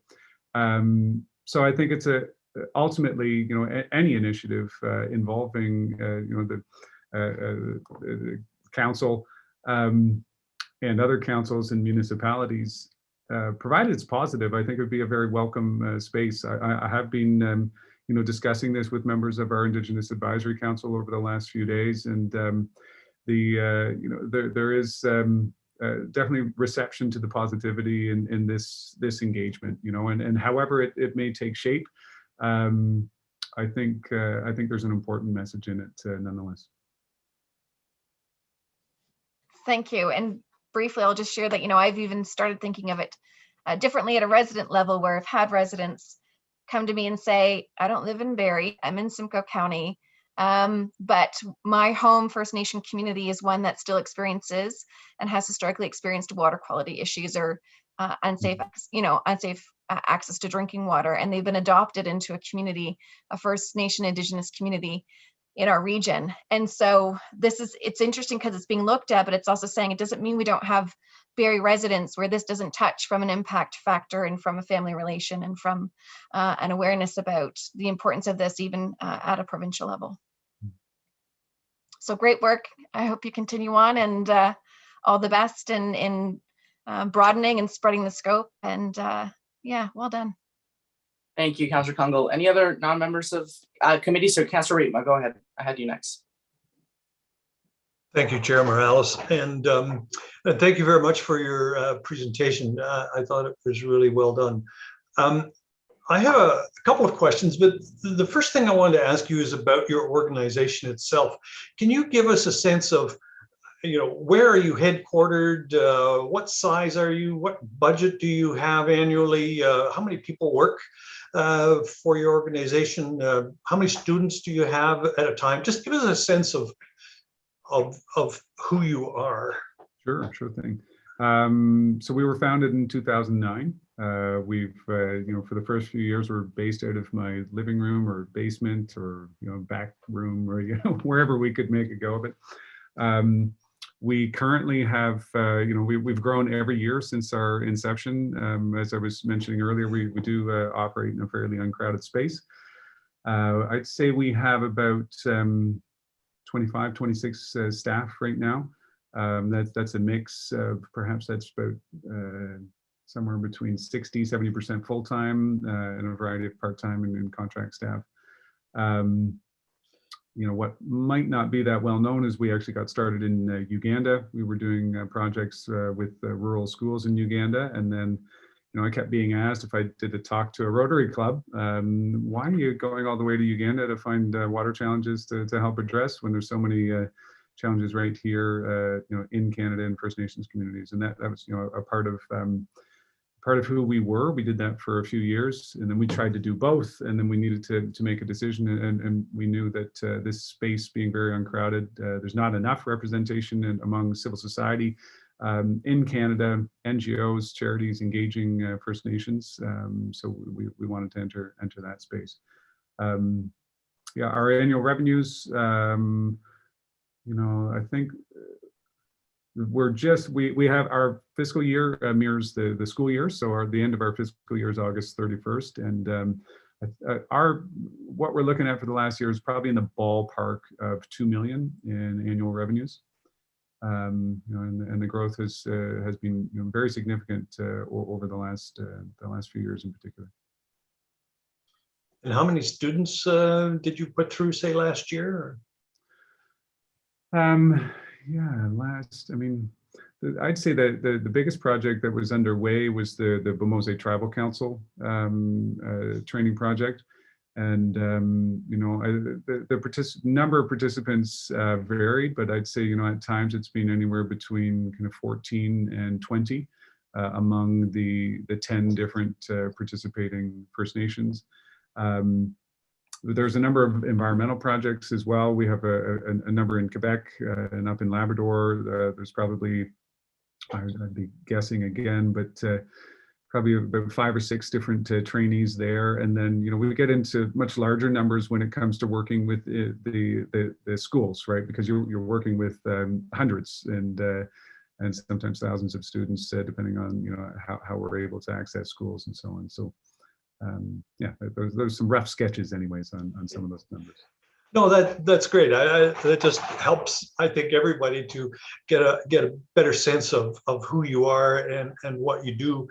And you're absolutely right. I mean, I spent some time working in Africa, and I saw way too many water wells that were drilled, and then 2 years later, the equipment was gone and it wasn't working, and we just all wasted our time and energy because we didn't build the capacity in the community. And I think that's what you're doing, and I think that's to be applauded. I guess my other question is, can you think of a local berry project that we might get involved with you? I think you can probably sense from the committee members that there's a real interest in building bridges, with First Nations and your organization. And I think at the same time, there's a real budgetary constraint. And so I'm looking for something creative where you might come back to us and say, you know what, we have this project. It doesn't have to be in the city, I mean, in the surrounding area, or, affects people that live in this area. Can you help us with that? Any thoughts on that? I think you hit the nail on the head with the word creative, and we're certainly open to different partnerships, and I'd love to be able to lean on some of the creative minds at Water First. We've got a pretty great communications team, and some good fundraising minds, and so on. That's also program development space and so on. Some really great creative people here. So perhaps engaging with some of those individuals to find some innovative, unique ways forward. Should the initiative on the table here not come to fruition, we can certainly explore some other ways to engage as well. That would be very welcome. Sam, do you have anything you'd want to add to that, or any other kind of examples that you could think of that might apply?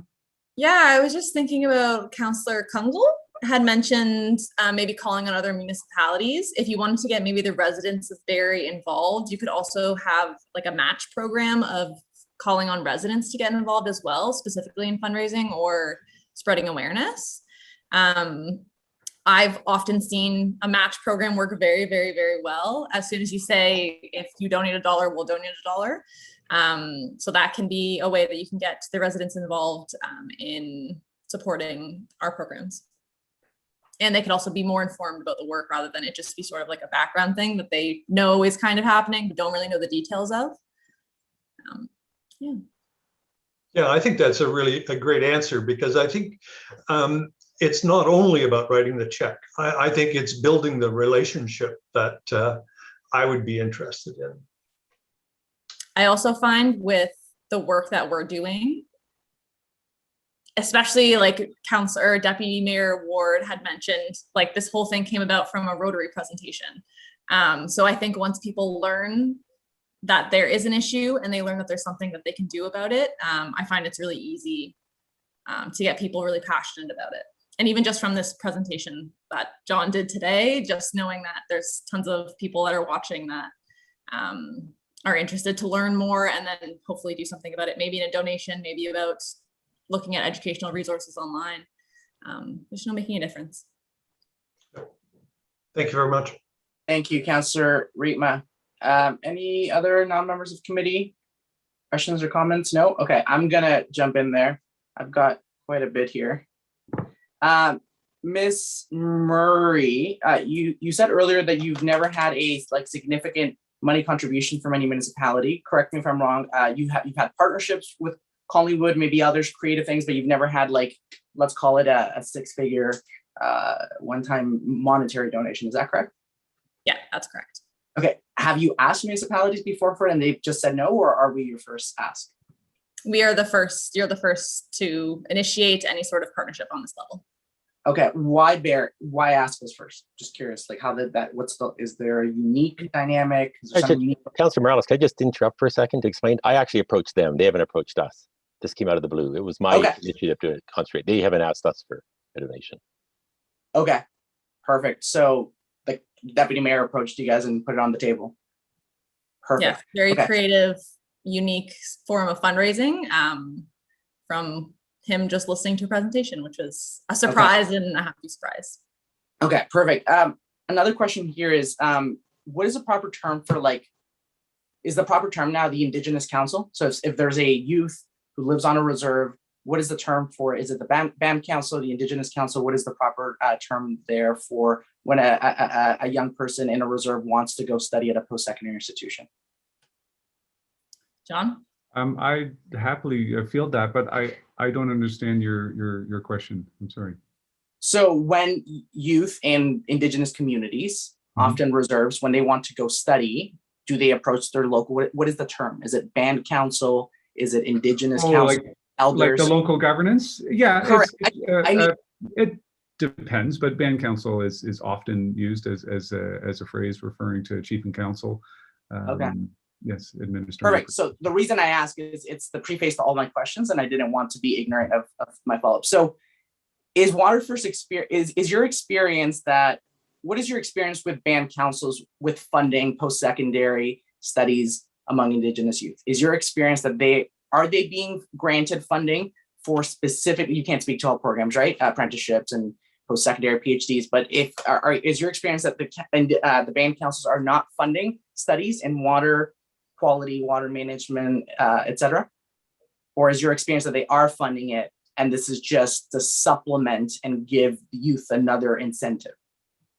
I want to be honest that I don't have the information to answer that question. I mean, there's 630 First Nations across Canada, and there's very distinct ways of managing their spending, and they hammered out different 630 different contribution agreements with the federal government and so on.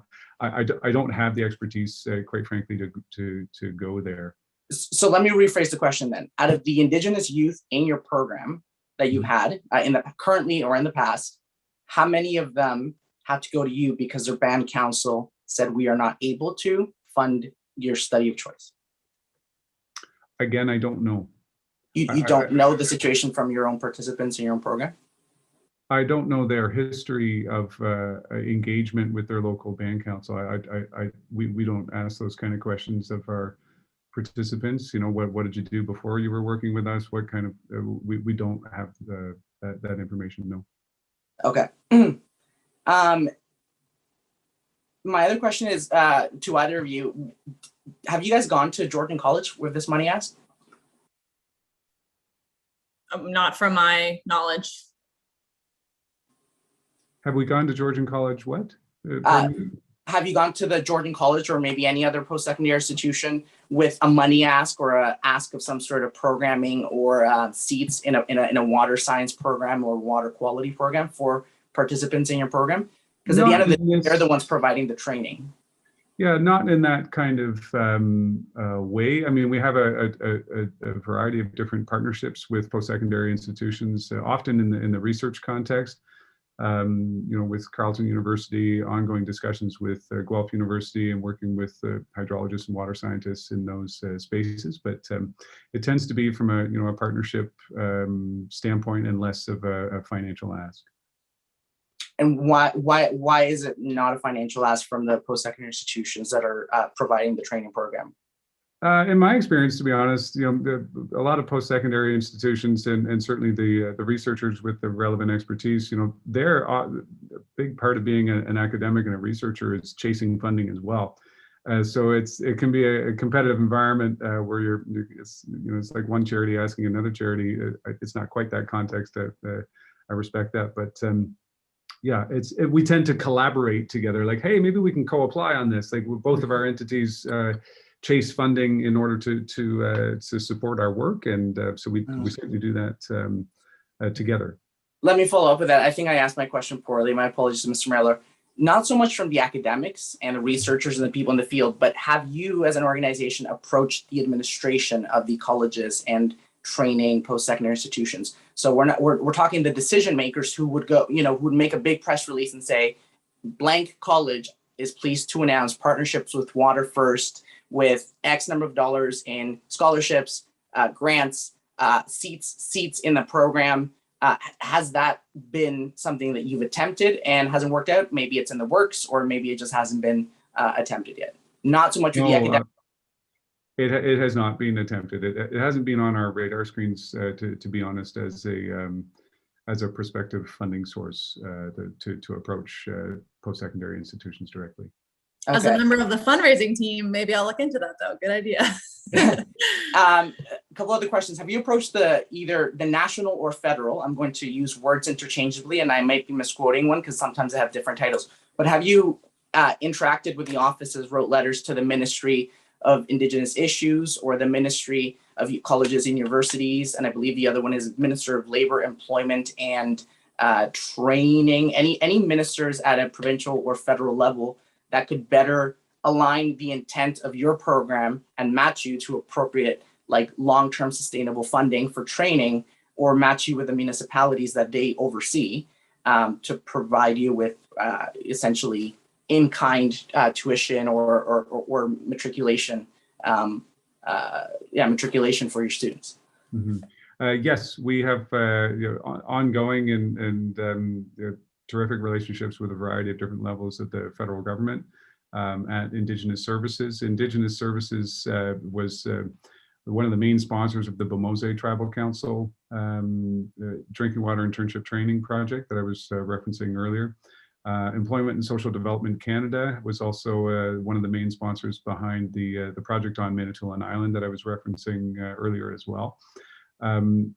The interesting thing about the Wabnung Bemjiwang Association of First Nations, that project was due to our growth and increasing revenues coming in from philanthropic sources. We were able to fund 2/3 of that program ourselves instead of having to look to government for the main sort of project delivery revenues and resources. So that's been a great development. Some of the challenges engaging with the federal government, as I've mentioned earlier, Employment and Social Development Canada funded a good chunk of the first internship. Indigenous Services funded a good chunk of the second. But we are quite innovative in our approach, and we're definitely working outside of the box. And to date, years of trying and many conversations and engagements with a variety of different levels of government. Because we're working very much outside of the box, there is not a very specific funding mechanism that aligns well with how we do what we do.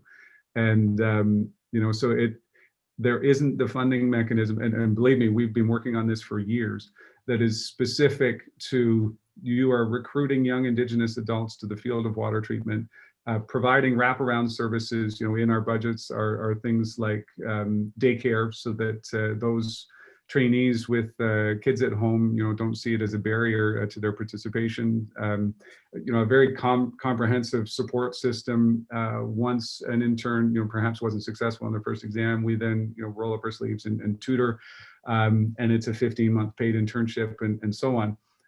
Those mechanisms, unfortunately, and specifically don't exist that speak to the central hallmarks of what we do and how we do it. We do want to stick to that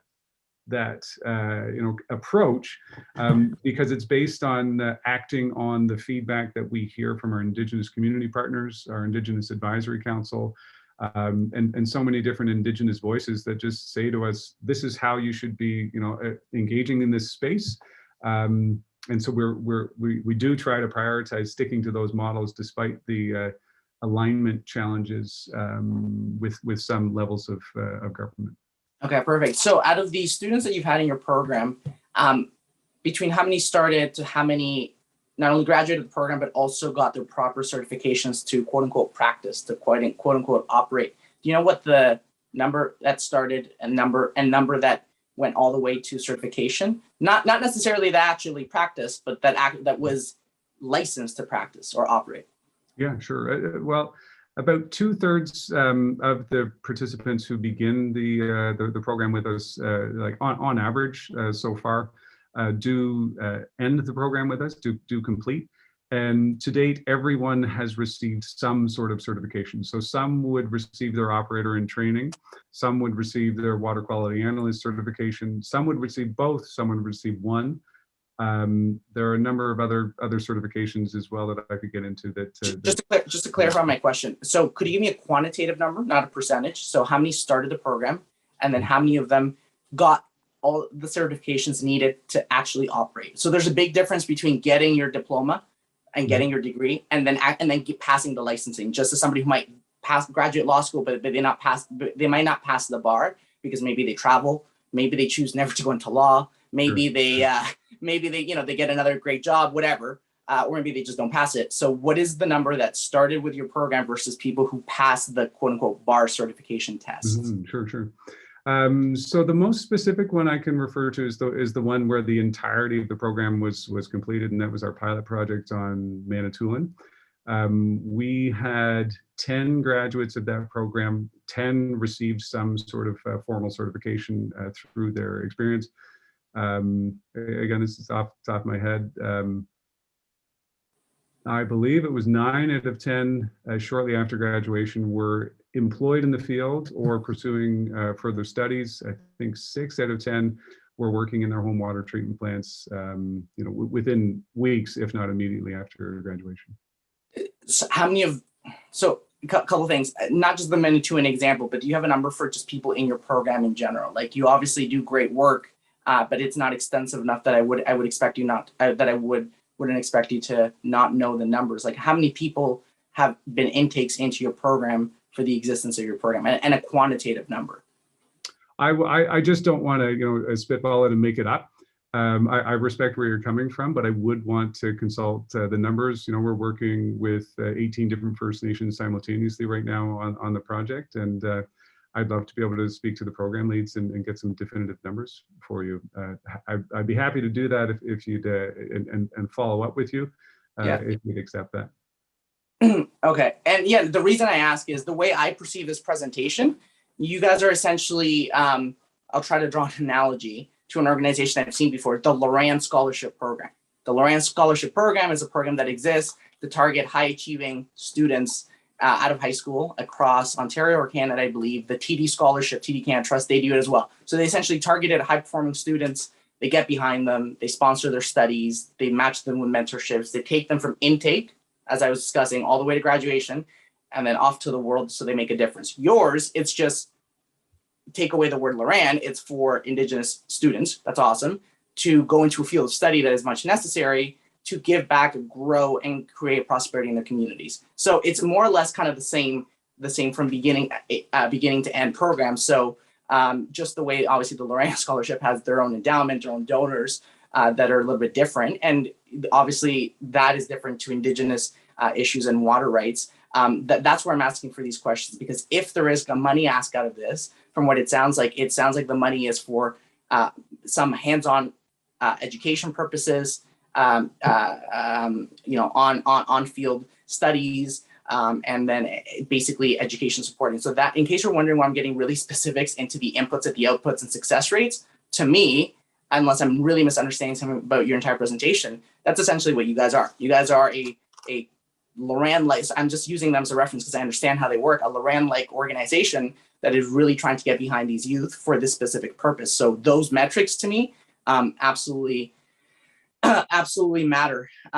In terms of talent retention issues, Ms. Murray or Mr. Miller, do you know why some of those Indigenous youth who successfully complete the program, get the registration, why they don't go back to the communities from which they were raised in? Is that information that comes back to you either formally or even informally through discussions or comments with them?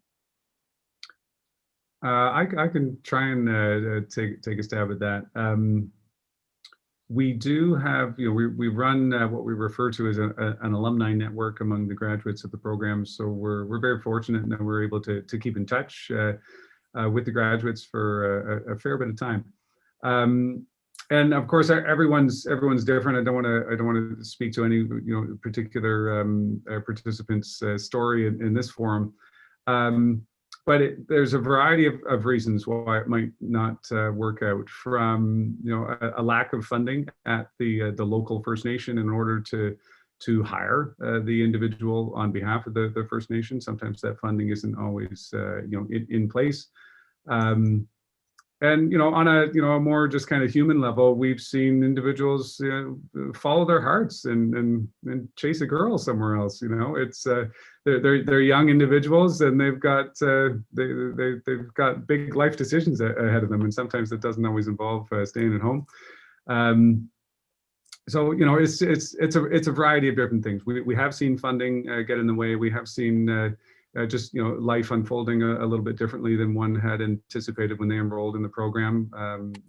I am happy to see that the vast majority still work in the water field, which is really rewarding to see, despite the fact despite whether they're in their community or not.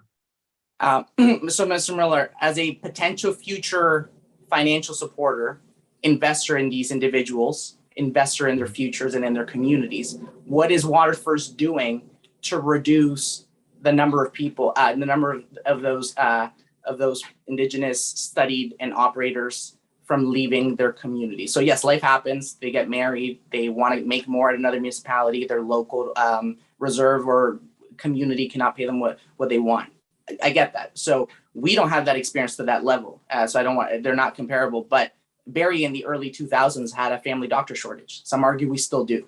And our family doctor recruitment was also saying how can we get Barrie trained doctor brains to want to stay here and practice career, not go to the shining municipality in the GTA where all the condos are at, where all the fancy restaurants are at, or go to the US and make 2-3 times as much money. So what is your organization doing? Because to me, and the reason I'm asking this question is the answer to this question affects whether the investment from a municipality such as ourselves is actually making an impact, because we can we can give all the money we want to training Indigenous youth, but if they're either not finishing the program, or if they are, they're not staying in their communities and they're going to go work for Guelph, London, Kingston, Barrie, we at the end of the day, our inputs are not matching the outputs. So is there specific things that your organization is doing and has identified to reducing the amount of Indigenous operators who leave their communities?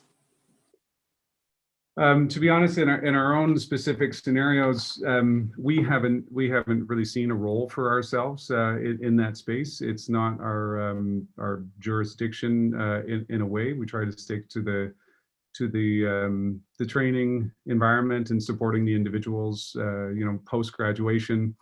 That alumni network that I was mentioning to can be a bit more specific to one of the participants saying like, hey, I've got a job interview coming up. Can you help me prepare for it? Can we do some mock interviews? Can we do some things along those lines? Will you get a look at my resume, please, and give me some feedback? We help some of the participants apply for post-secondary, those kinds of elements. But if we're getting into some of the factors that have been discussed earlier about whether the First Nation would have adequate funding on hand in order to be able to hire one of the individuals. We haven't done a lot of work in that space partly for expertise reasons and also for jurisdictional ones as well. We're not involved in that relationship between the First Nation and the federal government. We certainly support calls for adequate funding in this kind of space so that the First Nations communities would have the capacity to hire and retain the trainees. But to date, in a formal sense, that is the extent of our initiatives. In the environmental space, we co-apply a lot with partner First Nations to obtain funding, and so we have seen ourselves in that space where we're helping let's say the Lands and Resources Office apply for specific funding or apply to specific funding mechanisms that can either employ or sustain the employment of some of the individuals involved in the programming. But yeah, there's a handful of those things, but I would say there are some jurisdictional and expertise limitations to our capacity as an organization and the space in which a lot of those factors are unfolding. I also wanted to mention too, and John, you can speak to this more, but just the recruiting of the interns too is very involved. I've been told, this was before my time, but we were literally like knocking on people's doors and asking them to apply. And we have a really great video that I can send later. It's just a general video of the drinking water internship, but these interns are saying like, this is a career, this is the life-changing career move for me. This is life-changing for me and my family. So part of the recruitment is really targeting people who we think and the community, our community partners will think will be good at this position, will likely stay in the community, or at least it is a really significant career move for them. So it is a very targeted approach straight from the beginning. You're muted. You're on mute. Ms. Murray, are the ones that are saying that this is a life-changing program, are they the ones that got that knock on the door, went through the program, graduated, got certified through their board exams, and then are up and now are practicing in their community, in their Indigenous communities, doing the job? Or are these people who just got the golden ticket to go to school and are excited about the potential future? Because there's a big difference between intake and then outcome. I can't say whether they got the knock on the door, but at least the ones that I'm referencing are still working in the water treatment plant, and I can send the video after. It's really great. But she just says like, this is life-changing for me and my son. This is a career move. I just came in thinking that it would be a job, and it ended up being a career for me. So, I mean, no, amazing. And that's the feedback any organization that aims to do this needs to hear, right? So, Councillor Harris, I'm going to give you the chairmanship here. I have I have a motion, not an amendment, to move. We can table it, we can have discussion on it, and then we can move forward on this. So I will give you the virtual baton and then move the following. That staff be directed to enter into a 3-year partnership with Water First for the purpose of marketing their organization in future signage along the Barrie waterfront, on the Canada Day website section, and in appropriate marketing resources as decided by the Director of Access Barrie. And the second paragraph would be that the City of Barrie enter into discussions with Water First about providing internship training opportunities with students involved with their organization under their jurisdiction. And I can speak to that, Mr. Acting Chair. Okay, thank you. So, okay, thank you. So members of committee, why I'm moving this here is, as Councillor Thompson said, as many councillors have said, youth need to be educated. Indigenous youth need to be educated, empower their own communities. There's no question there.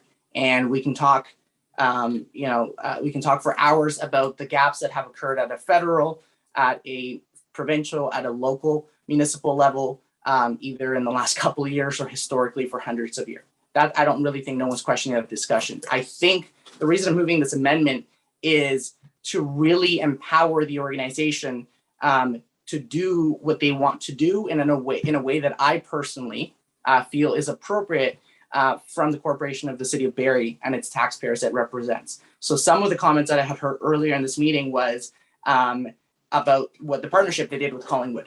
And I think that's great. I think there's going to be some wayfinding signage that is coming to downtown Barrie. I think that's a great opportunity to get your organization into the literally the faces of our residents, to make them aware of the work you're doing, and to maybe make them feel uncomfortable about the reality that might just be 300 kilometers away, and then get those QR codes, really the lessons you've learned from Collingwood. You've done a lot of the work. It's really about implementing it now into our beautiful waterfront and getting the kind of people that Councillor Kungle is mentioning and other people we might know who want to, how can I help?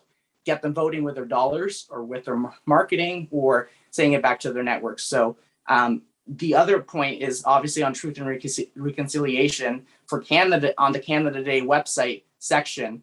I think that's just a given, right? There's many things that are moving forward for future Canada Day celebrations we're going to have in terms of truth and reconciliation. And I think fair drinking water and how to empower Indigenous communities to ensure they have that just like everybody else, that's also a no-brainer. And then obviously any appropriate marketing resources. So that could be This Day in Barrie, that could be tweets, social media, that could be other ways. And Mr. Acting Chair, the reason that paragraph is in there is my intent with this motion is to empower Barrie taxpayers to vote with their dollars, to first be made aware, hence why we're empowering Access Barrie to really market it. And then for them to vote with their dollars, instead of having us vote with their property taxpayer dollars. As Councillor Thompson said before, we don't usually give to charities or organizations. It's a practice we're trying to move away from, but this is a happy middle that still aims to recognize that and gets us to step up to the table and do that. Now, the second one, discussions with Water First about providing internship opportunities to students involved in their organization. That one is very open-ended. The reality might be that our water treatment plant's too far away for the students that you need to train. The reality might be that it's a perfect location. It might be something that they could come for a couple of weeks. It might be something they could do their whole semester with. It might be something that maybe they have a mentor that through Zoom and other technologies they're really supported. So if there's any way from our resources that we can help, then I think that is definitely appropriate. And I guess my closing comments, Mr. Acting Chair, here are I am hesitant to do the money ask, and it's for the following reasons. I see Water First, from what I'm hearing, really be like a recruitment agency. There's Lorraine Scholarship is a program that is similar. There's other organizations that, when you're in high school and if you want to get into an Ivy League university in the US, even here in Canada, there's a couple organizations that you go to. Parents pay tens of thousands of dollars and say, get my kid accepted. And they give a recommendation. You got to study this. You got to have these extracurriculars. And the numbers that they get asked are how many people starting your program, how many people actually get into the Ivy Leagues, into non-Ivy Leagues, what's your input versus output rate. So I think that the success of any of those organizations are based off their numbers. And I think, again, and while those numbers might come later, Mr. Millar, and that would be great to see. And for a second, I don't pretend that, as Ms. Murray said, there's people who are happy, who are graduated, who are in their communities. Absolutely. I think for any money ask at this time, those numbers would have to be upfront and present, because those are the numbers that's essential. Those numbers indicate the success that our monies under the guidance and operation of Water First would have are important. And finally, members of council, the reason why moving these paragraphs and not maybe what had been intended a couple of weeks ago is the following. Retention is, I think, what seems to be the issue here. It's not so much recruitment. People are willing to, and I'm sure I could educate myself more, and I'm sure Water First can find out a little bit more if the people in their intake program would have been funded through their local band councils, because it's my again, I'm not an expert in the field whatsoever, but it's my understanding that when an Indigenous youth or a mature student wants to go back to school, the money's there. It's just a matter of making sure they know how to apply, that they have a mentorship, that they stay on track, that they graduate, that they pass the courses. So if the funding is usually already there, and again, that's a question mark, then that I think the big one here is essentially retention. And some of these factors, members of council, are factors we can't really control. It's happened to Barrie too. When you have people who grew up in communities that get to post-secondary and achieve a high level, a very marketable post-secondary education, and unless you're living in a metropolitan area, they don't tend to come back at 100% rate. And besides the somewhat chuckle comments of, they go chase a girl. Yes, life happens. Maybe they make friendships. They want to travel. There's a business opportunity, but they realize that they're a very marketable person that can make not only lots of money, but be in a metropolis area with, all the things that big cities bring. That's why we used to lose family doctors. And I personally feel, again, I'm no expert at this, but a lot of the reasons why educated Indigenous youth who are water operators don't go back to their communities is there's not a lot for them to go back on. Some of them have extremely strong ties to family and other aspects of the land and the reserves, which is incredible.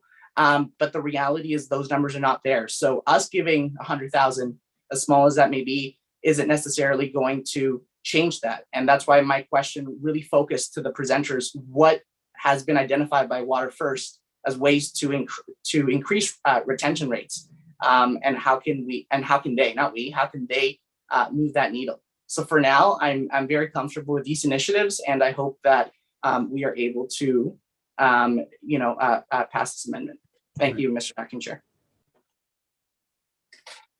Thank you, Councilor Morales. And just as part of process, I know we had a presentation, and as the chair, you handed over. And I see Deputy Clerk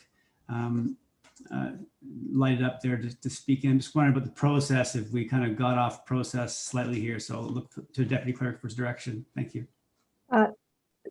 Thank you, Councillor Harris. Councillor Morales, if you could repeat that motion, please, that would be appreciated. I think we've still got to capture it. Yep, for sure. That staff be directed to enter into a 3-year partnership with Water First for the purpose of marketing their organization in future signage along the Barrie waterfront. That's one point. Could be a comma, could be a new bullet point. On the Canada Day website section, and in appropriate marketing resources as decided by the Director of Access Barrie. And then the second one would be that the City of Barrie enter into discussions with Water First about providing internship opportunities with students involved with their organization. Thank you, Councillor. If you do have that in writing, if you can send that over, that would be appreciated. Thank you. Perfect, will do. Yeah, thank you. I saw Deputy Mayor Ward. Thank you, Acting Chair Harris. And I'm not sure where to begin, but a couple of things wrong with that. One is, I mean, it's getting very complicated. I mean, the motion that I have that it's been forwarded to committee members is to keep it really simple. Make a donation to them. That's it. This is going to involve a lot of staff work, a lot of ongoing work. it's a one-time donation is what my original. And just to address a couple of the other points. Yeah, I mean, we're not going to bring them in to work at our water plant. I mean, that our water plant looks nothing like the plant that these people are going to work on back home. It negates the whole purpose of the program. When they're training on small water plants on Manitoulin Island or up in the Kenora area that they're going to be working on back home. It'd be a complete waste to bring them into Barrie to work on a water plant like us. That's not where they're running their program from. We're not going to bring somebody here to train them. And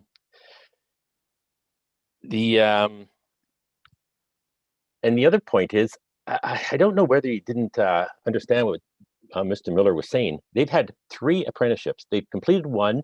The other one is about to be finished. And the third one is just beginning. There were 10 people in the first one. So they've only been less than 50 people that have graduated the apprenticeship program so far. The 10 and in the first, he did give you an answer. 10 people graduated in the first apprenticeship. 6 of them immediately started working. 2 furthered their education. So they went back to school for other things, which is actually, I considered a success. And I think maybe there were 2 that maybe didn't start working right away, but not sure. The other 15 graduates of the second program are just graduating. I think October 6th or something we heard. They haven't even got out there working yet. So we can't give you any more information about how many have been successful. And the third group, which is going to be in the Parry Sound, Sudbury, North Bay area, they're just beginning the program. I mean, they do have the statistics, but the program I don't think you understood is that they've just begun it. It's only been running for a few years. And it's been very successful. We know 60% of the people in the first class started work right away. So I guess I'm hoping to introduce my motion after this, which would keep it really simple. If you don't want to support it, that's fine. But I just don't think we should be complicating things with the, however worthy, a partnership and publicity. It's going beyond. And one final point is, when I bring my motion in, it's going to that we take no action at all till we consult with Indigenous communities, and that's something I've learned. My first motion back in August was probably not. I probably didn't give enough thought to the fact that we need to consult with Indigenous communities. Councillor Congo made this point, and Mr. Miller made this point too when I discussed it with them about the need to consult. So my motion that I hope to introduce will be before we do anything else, we consult with representatives of Indigenous communities before we take any action whatsoever. So I wouldn't support taking any action now. My motion, which I hope to introduce, is that the city consult with these groups before we actually make a donation. So I'd encourage you to not to support this, and I'll bring in a separate motion. Thank you.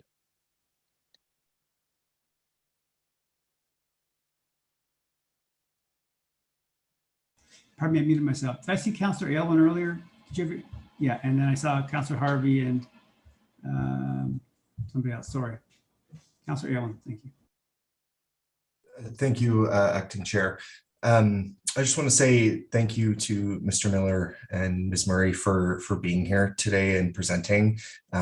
We invited you to come and present with a possible offer of funding to support the amazing work that you do. And thank you for being such good sports about sort of the grilling that you received today. And I think, we should do everything we can to support your work. I like Deputy Mayor Ward's approach of consulting with local nations to see if this is the best use of the city's resources to further the cause of reconciliation in our community and in our area.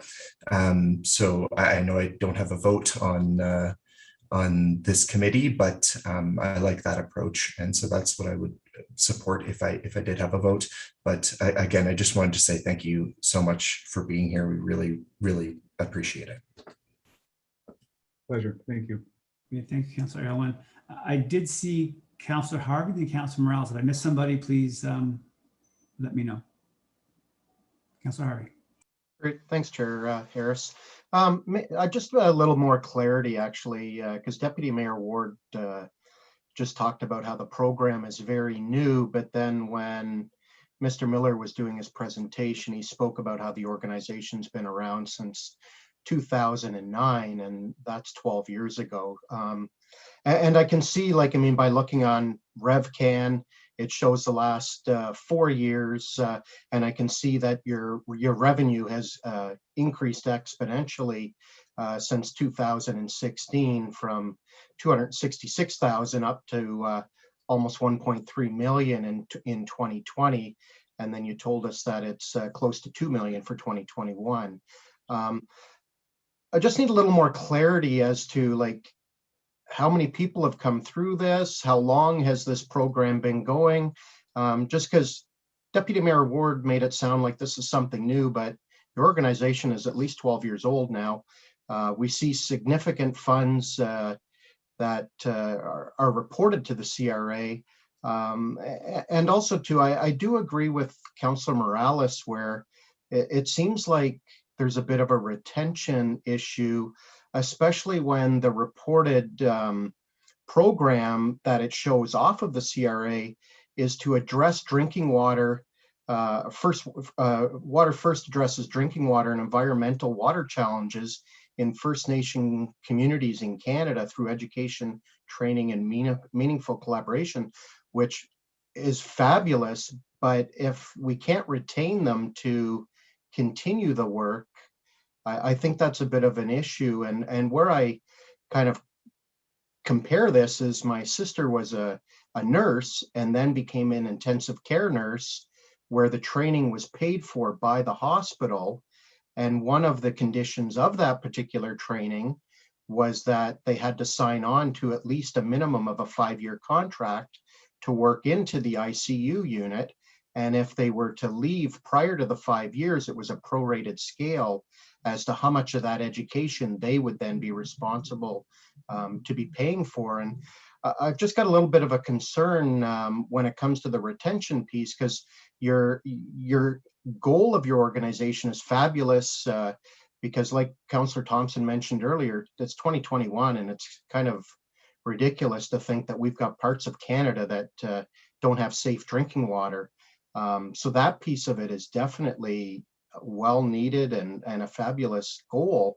But I think we're really, I'm at a bit of a loss when it for the retention piece. So I was just wondering if you can elaborate a little bit more and explain a little more about your organization to give me a little more clarity, especially with how long your program truly has been going on, opposed to it being more of a short term, is what we more recently heard. Sure thing. I mean, I can speak to the you know, certainly the timelines with more clarity. So as an organization, we have been in existence since October 2009. As I was mentioning earlier, we got started working with schools in Uganda, and our emphasis was, you know, exclusive to that for the first few years. Then we began working with First Nations communities. Probably 2012, I think, would be like our first sort of co-application with the community on the eastern shores of Georgian Bay.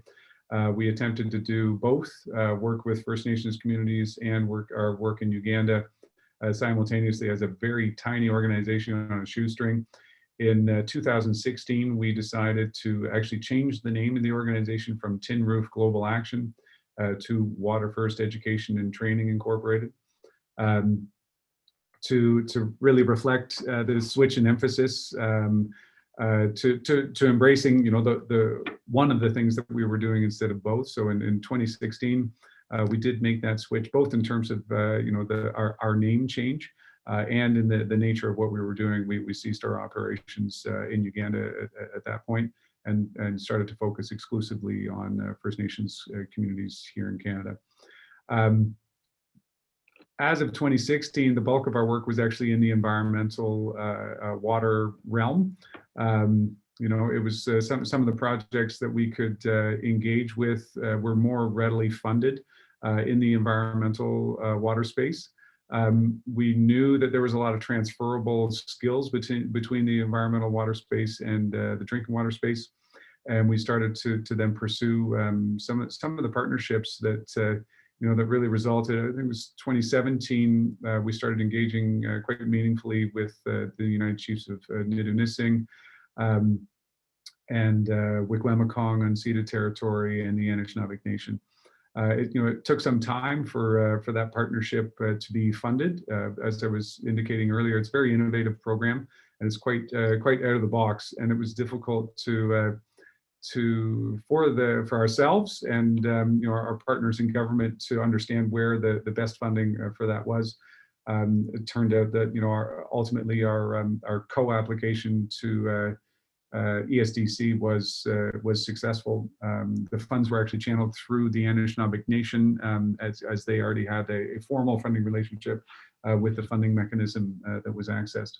Anyway, so then we ran a pilot, and we had some pretty great successes in partnership with those communities, and again, hats off to the hard work of the interns. We're here talking about this program because that first cohort of interns worked their tails off.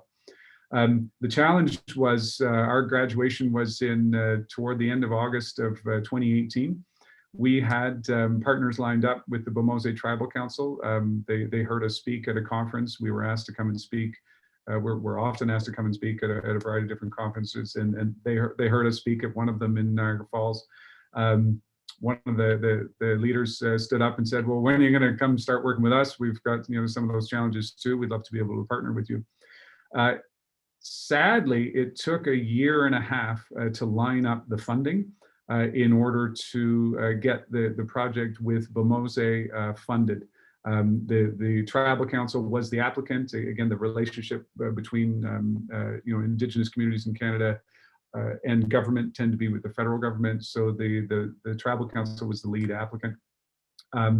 But this successful program that is highly in demand, that is dealing with, attempting to address a critical factor in a national crisis of far too many Indigenous communities having not having access to clean drinking water, sat on a shelf for well over a year, if not 18 months, because we couldn't line up the funding.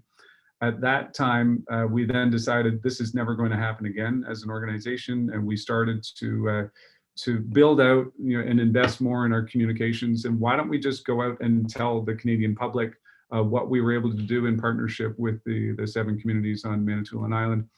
And during that time, funding was aligned for the Bomose Tribal Council partnership. And at the same time, then we were able to engage with Wabnung Bemchiwang Tribal Council or Association of First Nations and say, like, we actually believe that we have most of the funding for this. The Anishinaabe Nation through Gestajig, an employment and training outfit out of Sudbury, was able to provide about a third of the funding for the wages of the participant interns with Wabnung. So there's a bit of a history. I've probably gone on too long, but that's been the nature of it. Some very good relationships with the federal government, but again, we're a bit out of the box at times with how they do what we do, and it's we have found a way forward, and and partly through prospective partnerships like this, we are able to fund the internships and implement the programs how we are advised to do so, so that they are effective and make the most sense for the host communities. I think some of the challenges around retention, again, that we're not an Indigenous entity. It's not our jurisdiction. We don't have that space. We don't have a seat at that table between the Indigenous communities that are affected by that and the federal government. We also we don't in our I don't know the averages, the numbers on those kinds of things. I hear about retention a lot. It hasn't affected the programs that we run to the extent that I hear the dialogue out there. And I'm not saying it's not an issue, but I am clearly saying it's not our role, and it's not our jurisdiction to go there. I'm not sure of what the numbers are. I do hear about it more in dialogue, sort of outside of the community level, than I do hear it in our own programs. Again, I'm not saying it's not there. I'm just saying we're not hearing about it. So I don't know how to comment really in detail on that space for those different reasons. I could just have one follow-up question then. Let's say in the year 2020 then, where you show your revenue coming in at almost 1.3 million, how many people would have gone through your program and been trained for that kind of dollars? That would have been, I mean, during that fiscal year, that would have been the Bomose Travel Council was the largest drinking water project. Are you referring to like all of the participants of our program or this specific drinking water program? I was referring to 3 program areas earlier. And, you know, and a lot of the focus of this discussion appears to be on the drinking water program in particular.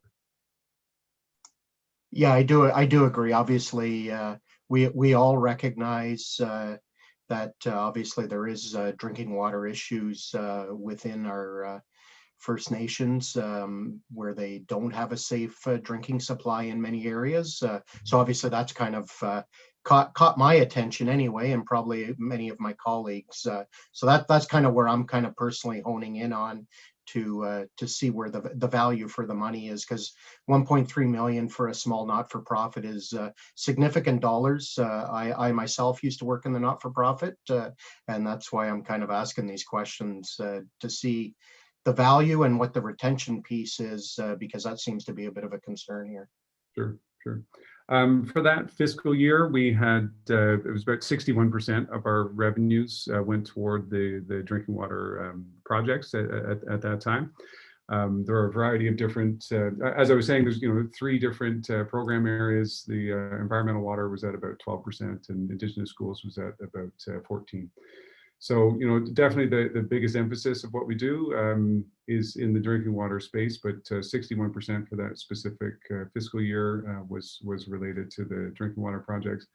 Over the course of that fiscal year, we were partnered, quite heavily with the Bomose Travel Council. And as I mentioned earlier, there was a range of about 14 to 20 different participants enrolled in the program at that time. And from 10 different First Nations in the Kenora area of northwestern Ontario.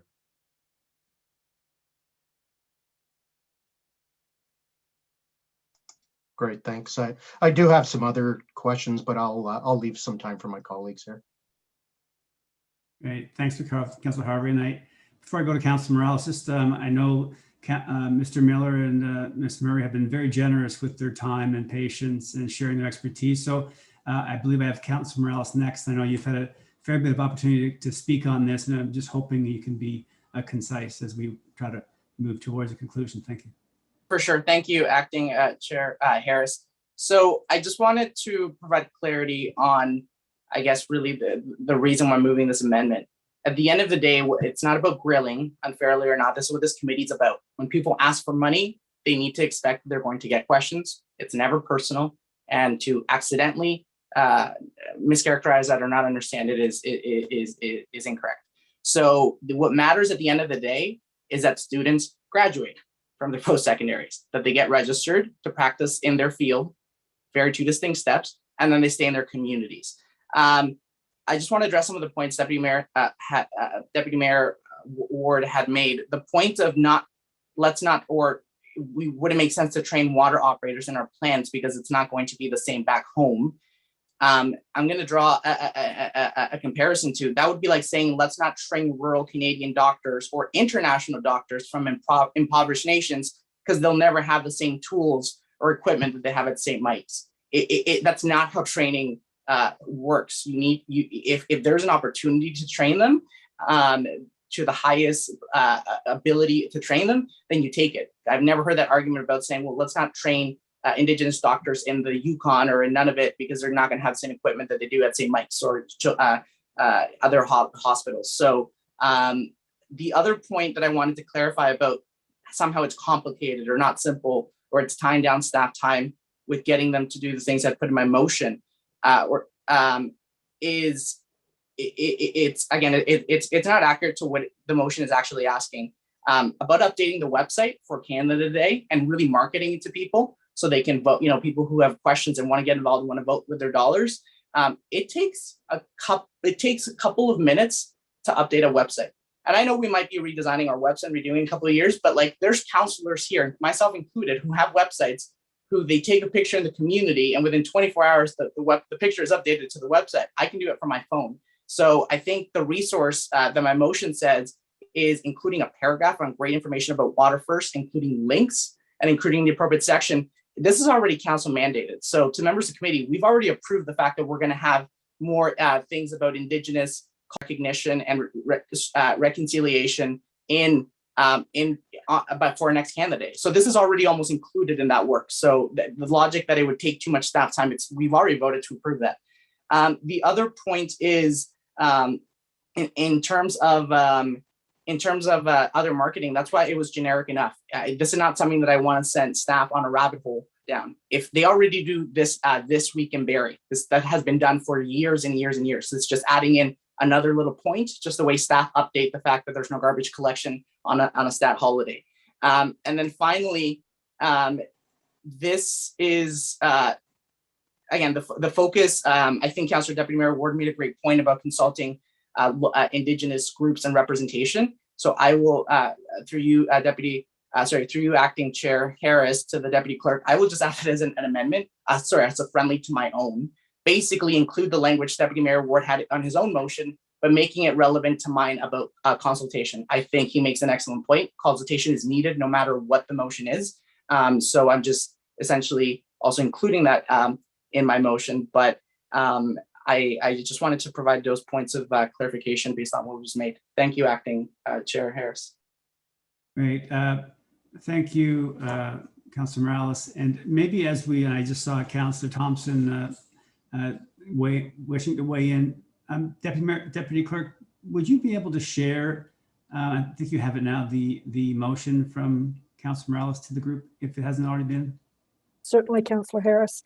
I don't have the amendment that he just mentioned, that where he wanted to combine a portion of what Deputy Mayor Ward was mentioning, but the motion as it stands currently is that staff be directed to enter into a 3-year partnership with Water First for the purpose of marketing their organization in future signage along the waterfront, on the Canada Day website section, and in appropriate marketing as directed by the Director of Access Barrie, and that the City of Barrie enter into discussions with Water First about providing internship opportunities with students involved with their organizations.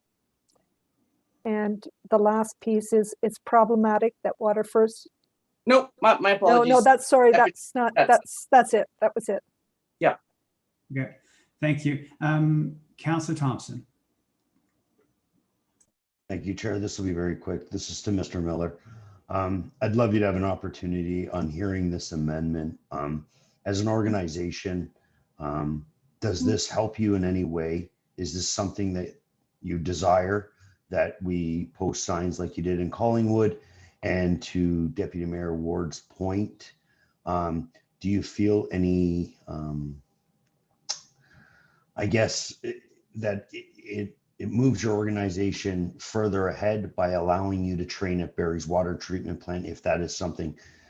And you know, I appreciate all the time you've given us and listened to our questions and concerns, but you know, it's one thing to make a presentation. I know that there was a direction by Deputy Mayor Ward, and it looks like we've done down a totally different path.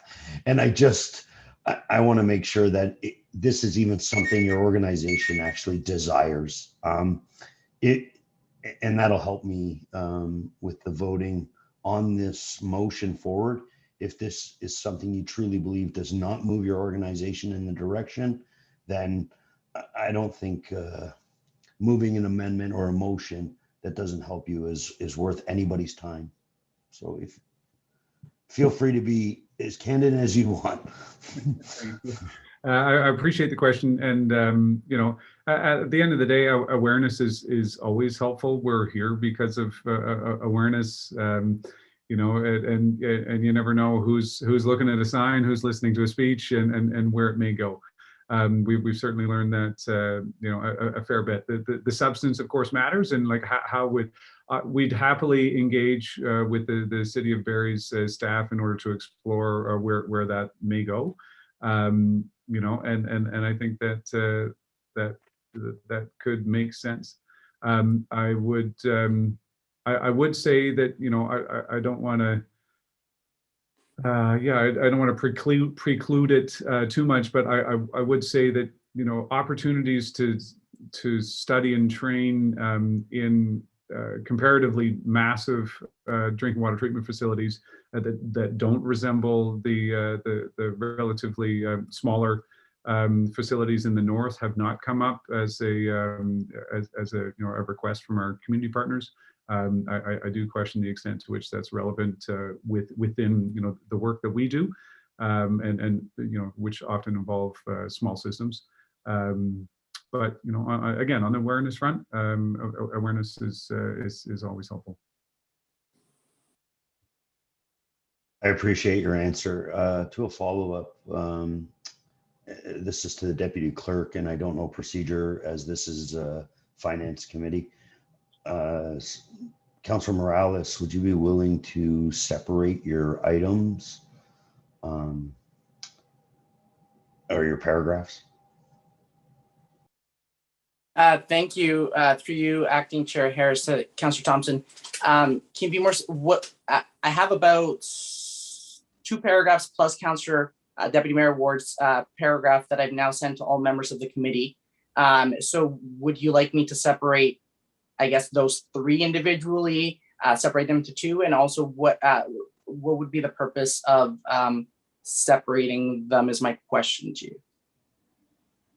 Just with Mr. Miller's answer, basically the training in our facility doesn't suit their organization well. And from my understanding, Deputy Mayor Ward is going to move the motion he had already tabled. So if you would just separate the signage and website and acknowledgement and education piece and the training in our facility, I'd be more comfortable supporting what Mr. Miller has asked for the awareness, but not interested in supporting the working in our facility or training in our facility. Yeah, thanks, Councillor Thompson. Through you, Acting Chair Harris, I'll make it simpler. I'll just remove the training aspect. If Mr. Millar is saying it doesn't suit the organization, then so be it. At the end of the day, they're the ones that are executing this. So Ms. Deputy Clerk, let's just keep the first one, and then the one that I altered from Deputy Mayor Ward's one that the members of the committee have in their email. Thank you. Sorry, Deputy Clerk, please. I'm just going to ask you if you'd like me to read that. Yeah, that's, thank you. If you could just one time, and I think we're ready to vote. I may have a short comment, but if you can read the motion as finalized, that would be great. Thank you. That staff be directed to enter into a 3-year partnership with Water First for the purpose of marketing their organization in future signage along the waterfront, on the candidate website section, and in appropriate marketing as decided by the Executive Director of Access Barrie, that representatives of the Indigenous community be invited to attend a Finance and Corporate Services Committee meeting before December 2021 to express their views, and that Water First continue to consult with its First Nations Advisory Council and other partners on the proposal and report back to the City of Barrie before December 2021. Okay, thank you. And so maybe just before we vote, I'll just quickly comment. One thing that, as I learned through the observations and comments tonight is obviously the comments about the retention, but as I reflect on, the Truth and Reconciliation document and 94 recommendations, education is a part of that. So is youth. And I was thinking to myself, obviously the best outcome is in this effort is the Indigenous youth is trained and stays on an Indigenous community. But in Truth and Reconciliation, given that this program trains Indigenous youth for a profession, that in of itself is a very good outcome. So the best outcome is they stay in their communities, but it is still a good outcome that if you're training all these Indigenous youth in a really valuable career, that is a very positive outcome. So I just wanted to give that recognition that we've kind of been caught in this. They have to stay to be successful, not necessarily. So I just wanted to add that lens. So with that said, we have, oh, sorry, before we vote, Deputy Mayor Ward, thank you. Go ahead.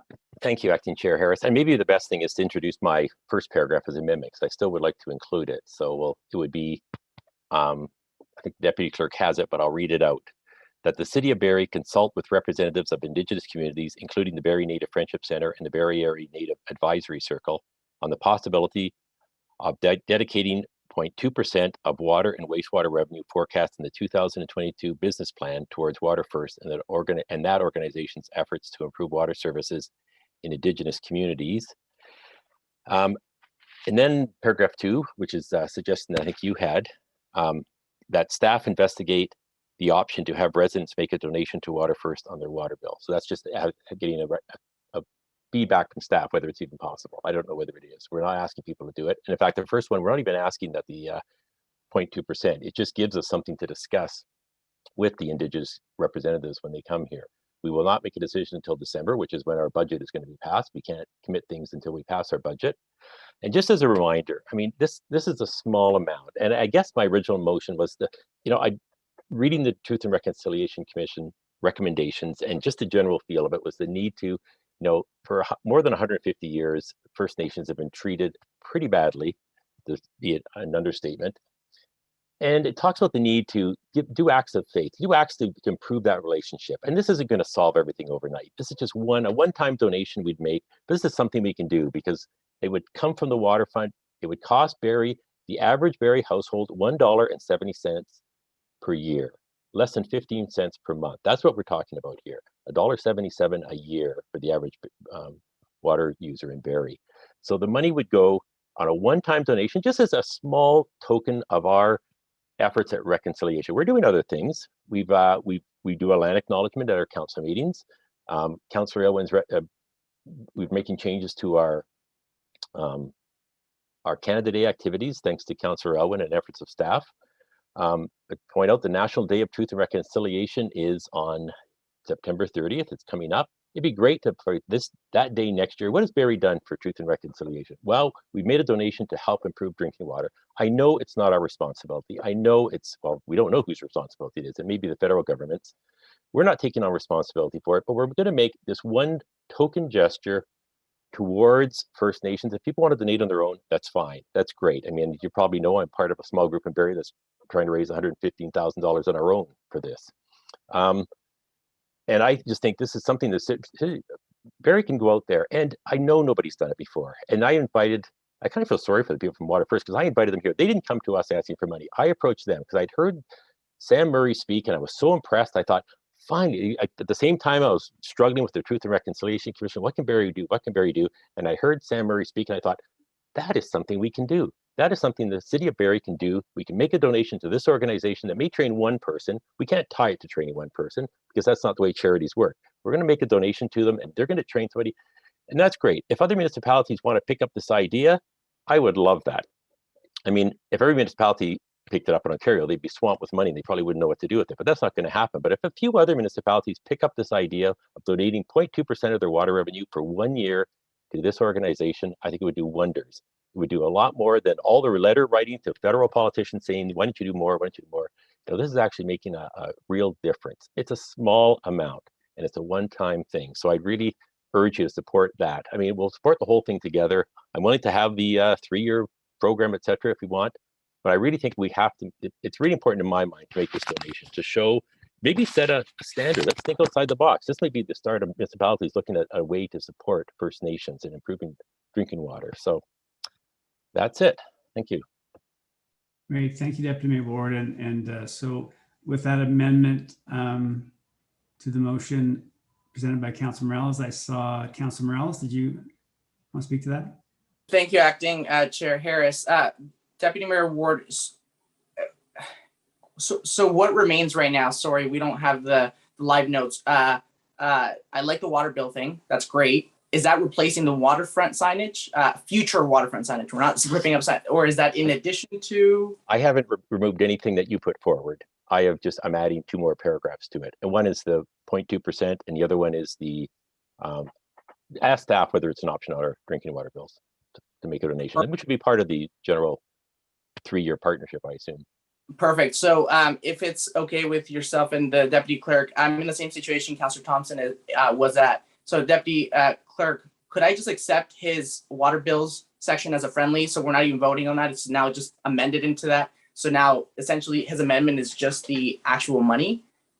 Because for example, the way he worded it, I would be supportive of one and not the other. But since I'm the mover of the first motion, if he's amending it and take it as a friendly, then there's really no need to vote. Am I in the situation where I can do that?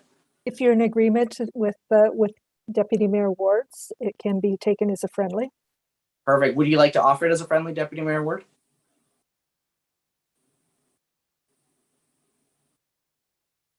Sure. So it's part of paragraph 1 now? It's part of it's part of the motion I had moved. It doesn't really matter what section, I don't think, from a chronological perspective. So basically your section about the water bills is built in already into the motion. So as I understand it, someone correct me if I'm wrong, right now, your amendment right now, because I accepted your friendly that you just said you would extend, we would only be voting on the 0.2%. Sure, if we can do it that way, sure. And we can wordsmith it at general committee in a couple of weeks as well. Yeah. Okay, that's fine. Perfect. So thank you. So I guess I'll just... Sorry, Councillor, I just see General Manager McAlpine come on screen. She may want to solidify a couple of items. Thank you, Ms. Swan. So I do think that there is a need for the paragraph with respect to the proposal on the 0.2% to be included earlier in the motion. Otherwise, the paragraphs that were added about consulting with the Indigenous community on this proposal may not flow properly. So realistically speaking, or procedurally speaking, Councillor Morales has accepted the portion of the amendment that was proposed related to consult the staff determining whether or not donations could be accepted on the tax bill. So that forms part of the main motion. There would then still be considered as an amendment to the motion the city staff consulting with Indigenous communities on the possibility of dedicating 0.2%, and that amendment would be voted on first before the main motion. Just as a small clarification, I think Ms. McAlpine said tax bill. It's actually the water bill. My apologies, yes. Okay, thank you, Ms. McAlpine. Thank you, Deputy Clerk. Swan, so are folks clear on what we're voting on? Or is there any comment before we vote? We're voting on, yeah, go ahead, Councillor Harvey, then I heard Councillor Thompson. Yeah, just before we vote, I think it's important to note we've had a pretty good discussion about very important issues that affect a lot of our Indigenous communities, and I think in the end we've come together, and we've got a motion that I hope everybody on committee can support, and then we'll see what staff come back. And the key piece to this that has solidified it for me is the consultation with our Indigenous community, because I don't think any one of us around the table should be making any decision on and believing that we know best for our Indigenous communities, and the decision should be made by the elders of the Indigenous communities. So I hope everybody else will support it, because I think in the end it's been a long discussion, but I think we've finally come to a good place here. Yeah, thank you, Councillor Harvey. Maybe just before we vote, I do understand, recognizing and what Deputy Mayor Ward put forward in working with our local Indigenous community. There might be they may have ideas of having young people who are local who are able to play part in the program. So let's not assume it's not going to directly impact local Indigenous youth in some way. So there's lots of potential possibilities for this program. So just, I want to be clear, we're voting on the amendment. Am I correct, Deputy Clerk Swan? Okay. Does the group need it read? Maybe, yes, thank you, Councilor Morales. I see you nodding. Thank you.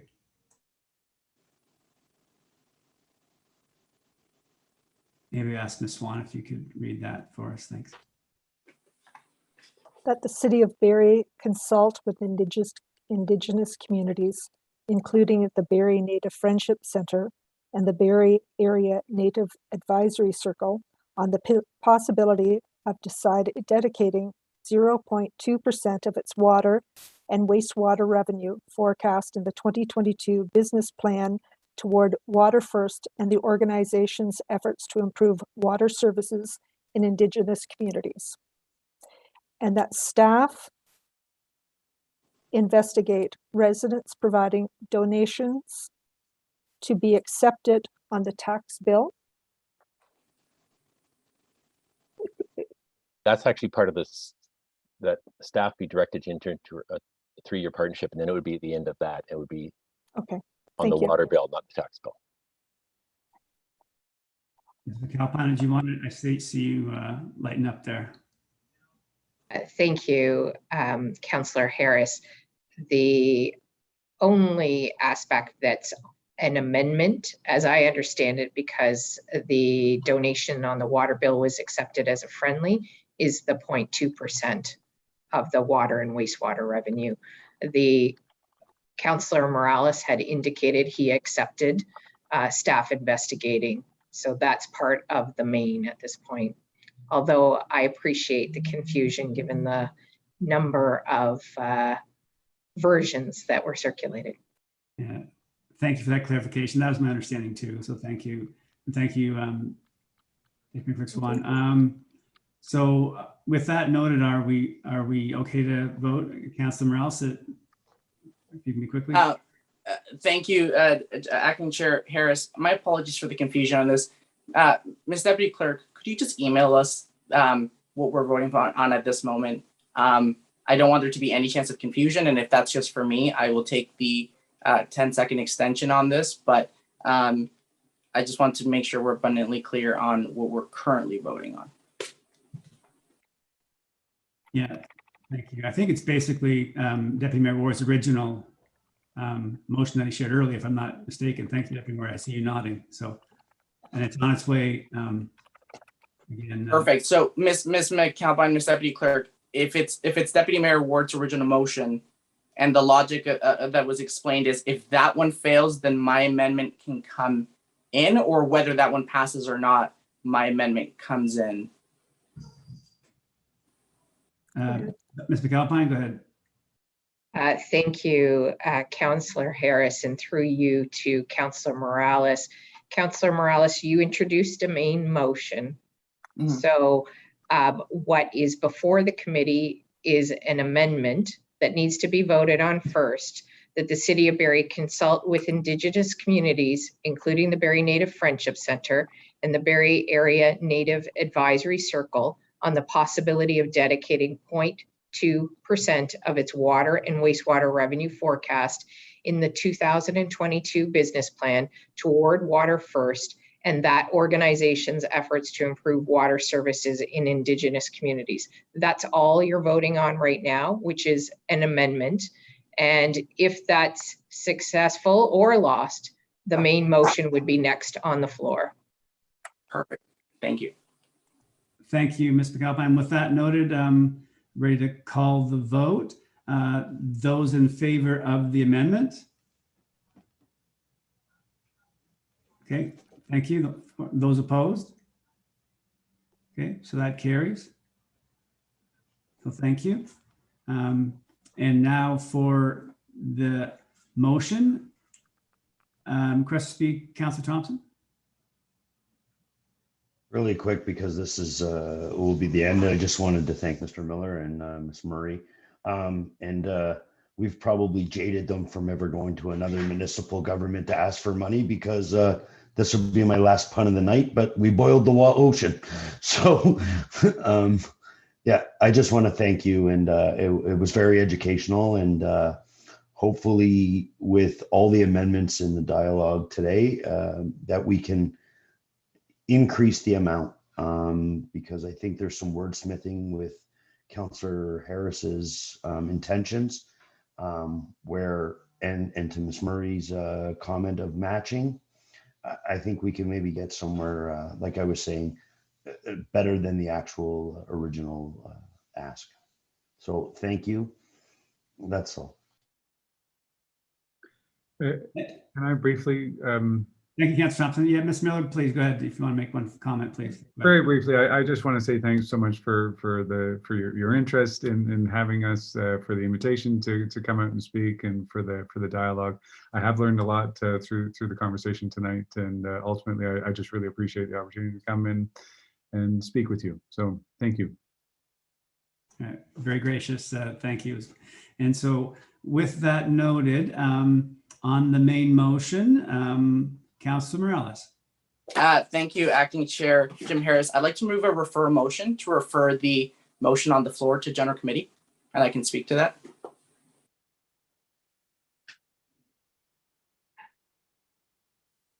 Oh, you're muted. Mr. McAlpine, I see you light up there, so thanks for helping us with this. And I apologize to the deputy for interjecting here, but given the convoluted nature of this discussion, I thought it might be helpful for someone with more experience to weigh in. The recommendations from Finance and Corporate Services automatically go to General Committee. It's not possible procedurally to refer it to General Committee, as that's where it's going automatically. Thank you, Ms.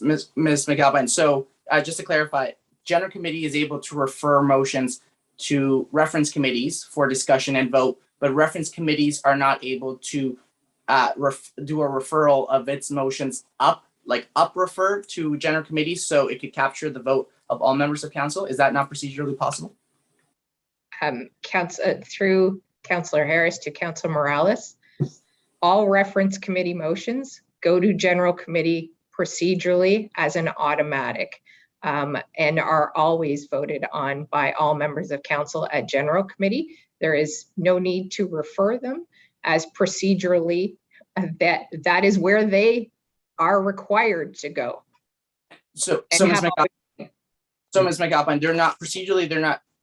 You're right. Members of council at General Committee can just rubber stamp the reference committee's motion, and if they disagree, they could always amend it or vote against it or separate it. But while it is not typical, is it possible for a reference committee to refer? Because this issue is so, it's not possible.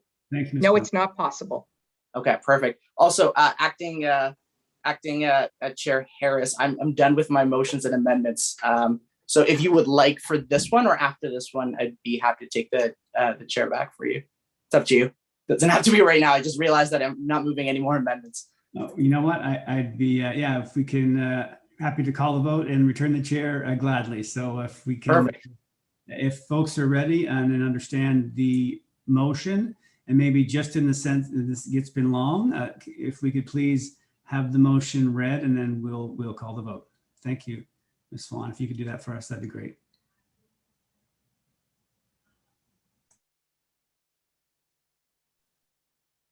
Certainly.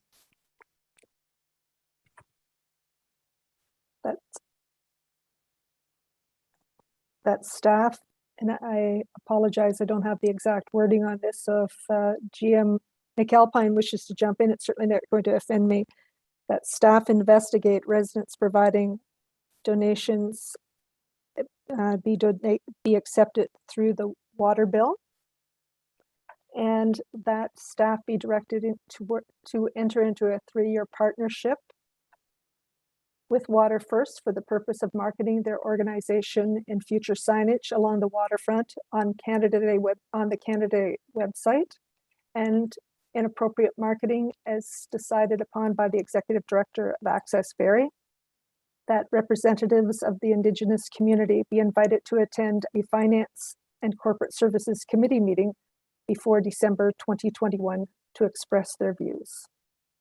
And that Water First continue to consult with its First Nations Advisory Council and other partners on the proposal and report back to the City of Barrie before December 2021. Thank you. And I would add that given the amendment was successful, a paragraph that should occur earlier before the representatives of the Indigenous community being invited would be that the City of Barrie consult with Indigenous communities, including the Native Friendship Center, the Barrie Area Native Advisory Circle, on the possibility of dedicating 0.2% of its water and wastewater revenue forecast toward Water First and that organization's efforts to improve water services. Otherwise, the reference to obtaining feedback on the proposal isn't all encompassing. Thank you. Thank you, Ms. Swan and Ms. McAlpine. With that noted, I'll call the vote. Those in favor of the main motion? Those opposed? I don't think there is any left, so that carries. Thank you. Closing this, thank you again. You've been thanked, but probably not thanked enough, Mr. Miller and Ms. Murray. And thank you, everybody, for your engaged conversation and discussion on this. So I'm happy to return the chair to Chair Morales. Thank you. Thank you, Councillor Jim Harris. I think we all realize the lesson that I talk much less when I'm chairing. So it's a benefit to everybody on this one. We don't have any standing items or committee updates on the agenda. We do have a couple of referred items. So 4.1 would be this evening would be two. The first item was referred by motion 21-G-195 from General Committee on June 28th, 2021, which was a memorandum from B. Keene, Acting Supervisor of Informant Services, dated June 28th, 2021, regarding a response to motion 20-G-202, the noise bylaw enforcement. Tammy Banting, Manager of Enforcement Services, is with us this evening. Do any members of committee have any questions or comments regarding the referred item? Deputy Mayor Ward, go ahead. It's not really a comment on the item, but I'm wondering if there's any chance the next two items, we still have a couple of other items later on, and both of these, noise is more of a summer problem. Maintenance of boulevards is more of a summer problem. I think we can postpone these to a future meeting, perhaps, to save some time. Otherwise, by the time we get around to the auditor's report and the public washrooms, it's going to be the recommendations from the various committees. I don't know what the committee thinks. I just worry that we're going to go way too long. Even if we can do the auditor's report first and then see how much time we have left. But we've had her sitting here all night. Kind of figure we should deal with her report. That's a great point, Deputy Mayor Ward. Also, in line with that, Mr. Miller, Ms. Murray, if you would like to go, we would not take it as an offense at all. If you want to watch municipal government in action, fair enough, but usually presenters don't stay at this point. So I know you're trying to be respectful, so feel free to leave at this point, and we can also reach everybody else. Thank you so much, everyone. We'll talk soon. Excellent. Take care. Thank you. Have a good night. Take care. Okay, so thank you. And Deputy Mayor Ward, absolutely. Do any members of the committee have any concern about auditor first? Okay, thank you, Deputy Mayor Ward. We'll do we'll skip over to 6.1, 2021 report to date, internal audit status report, and reads as follows: that the 2021 year-to-date internal audit status report be received as information, and staff are on hand. May I have a member of the committee please place the motion on the floor as read? Member of the committee, Deputy Mayor Ward, seconded by Councillor Harvey. Okay, it is now on the floor. Are there any questions or comments from members of committee? Councillor Harvey, go ahead. Thank you, Chair Morales. Yeah, I'm not sure if this is necessarily an audit question, but it is related to the report. Just curious when it comes to the number of employees that we have in relation to the number of active PC cards, because I see in the report that it indicates that there's 341 active PC cards, and I'm just curious what that ratio is in relation to the number of employees.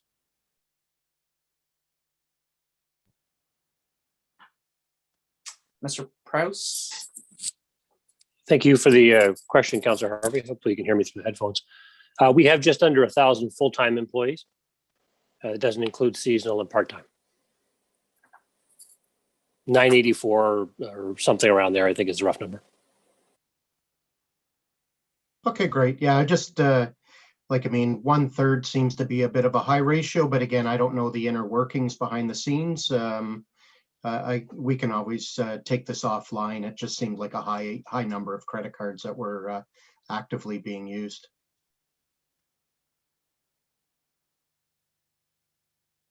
Deputy Mayor Ward, go ahead. Thank you. Maybe I just ask Ms. McGregor. I wasn't quite clear after reading the report. Are we now doing continuous auditing, or is that something we're going to get a report on in the future? Hello, through you, Chair Morales, to Deputy Mayor Ward. We are not currently doing continuous auditing, but it's certainly something that we're considering going forward, and we'd like to evolve to. But there are certain investments in technology that would be required to really roll it out effectively. We're doing some more simplified, moderate continuous auditing, if I may, through spreadsheets and spreadsheet additions currently, but to advance it would require some investment in other technology products. But are we working towards it? Yes. Okay. Roughly when? Like, is that something many years down the road, or is it 2022?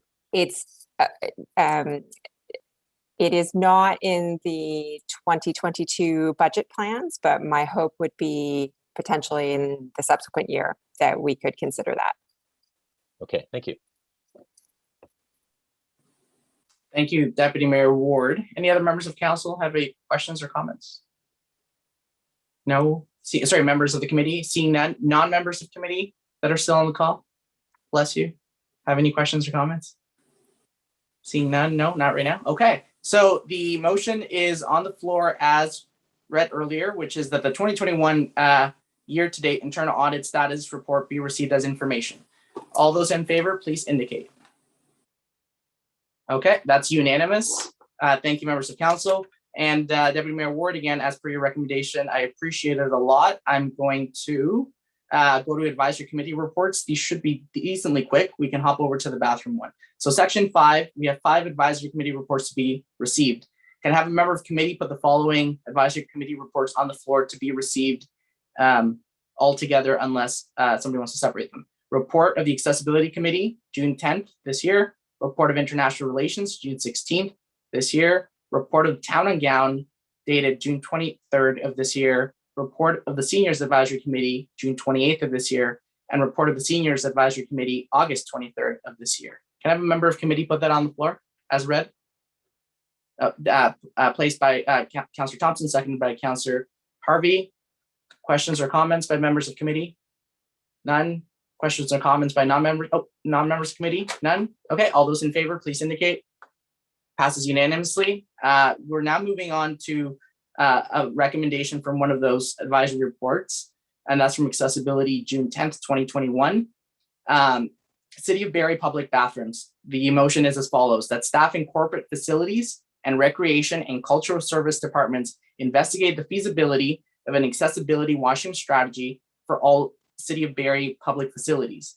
Number 2, that staff report back on the current conditions as well as costing for future accessible renovations and report back to the Accessibility Advisory Committee. That's a recommendation out of a committee, and I'll start with Councillor Thompson. I know you sit on that committee if you want to provide any comments or have any questions first and foremost. Thank you, Chair. The item is actually very self-explanatory, but just throughout the committee, it's been brought to our attention. Like, and sometimes the lines get blurred. It was about not so much accessibility, but availability, and then we kind of got back to the accessibility that some, for example, like large change tables for adults opposed to a change table for a child. Wider doors for people with mobility issues and stuff like that. So I just think, moving forward to be an inclusive community, we've got to look at everything and allow for everybody in our community to enjoy our waterfront and our facilities without the anxiety of not being able to, attend a function or a facility in the City of Barrie. Thank you, Councillor Thompson. Councillor Harris? Yeah, thank you, Chair Morales. Oh, sorry, my apologies. I see the deputy clerk has her hand up. Sorry, Chair Morales, I didn't hear anyone actually move the motion. Oh, sorry. Can I get a mover? Sorry, I didn't think that. Just coming out of to place it on the floor. Yes. Perfect. Placed on the floor by Councillor Thompson. Go ahead, Councillor Harris. Yeah, thank. This may be more from my education. Just curious if there wouldn't already be a strategy due to the Accessibility Act with relation to our city facilities, or is this about the challenge with maybe facilities that are grandfathered that are created? I just wondering, this wasn't already covered. Thank you. And maybe that's, I see Ms. McAlpine, maybe she's planned to answer that for me. Thank you. For you to Ms. McAlpine. Thank you, Councillor Harris. Yes, through Councillor Morales to you, Councillor Harris. Yes, any renovation of existing facilities would, significant renovation of existing facilities would involve changes to the facility to address the Accessibility for Ontarians Act. However, we have a number of grandfathered facilities and our funding to renovate those facilities prior to, in a more proactive fashion, is not available given the city's financial condition. Great, thank you very much. Appreciate the answer. Thank you. That's all. Thank you, Councillor Harris. Councillor Thompson. Thank you. Through you, Chair, to Councillor Jim Harris. One other thing too was to have Ms. McAlpine's staff to look at some of the easier renovations that can be done a lot quicker due to the financial restraints. And, you know, so it was just to have more of a feasibility study in that sense, like not a feasibility, I guess. Can you do it? Yes, you can. It comes down to funding. So it was more about prioritizing and see if we could capture some low-hanging fruit really quickly is basically it.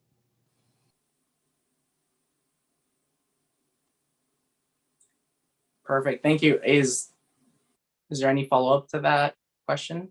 No. Thank you, Councillor Thompson. Thank you, Chair Morales. That's all. Thank you. Oh, from staff, sorry. Councillor Thompson, is there any follow-up from staff needed? No? Nope, not at all. Okay, perfect. So any other questions from members of non-committee? Members of committee? No? Okay, seeing none, please, all those in favor, please indicate. That passes unanimously. Thank you, members of committee. So we are at the last two sections. So I'm just clarifying here. We have referred items. We have a referred item for the noise bylaw enforcement. And we've got Ms. Bantink, who's been with us throughout the night. Again, thank you. And we've got the other item that was referred. The sponsor of that was Councillor Rietma, and it was about the staff investigating feasibility of charging homeowners for not maintaining or cutting grass boulevard. I am mindful of the time and that this committee obviously started at 6. So would members of committee just verbally please indicate, would you like to handle one of those, two of those, or none of those, and defer those to a future finance meeting? I just point out the noise one is mine. I don't mind delaying it. The other one was Councillor Rietma, so I think I'll ask him if he wants to discuss tonight. Perfect, that's a great option. I'm good to delay mine as well. Okay, could I get a motion from a member of committee to defer both of these items to the next finance committee meeting? Deputy Mayor Ward, okay, perfect. It's on the floor. Questions, comments? Nope. All those in favor, please indicate. Okay, that passes unanimously. Thank you, members of committee. And that concludes our meeting at 9:14 p.m. The meeting is adjourned, and thank you for attending. I can't believe we didn't lose power all night. It was like a wicked storm out there. I saw the lightning behind Councillor Thompson's window.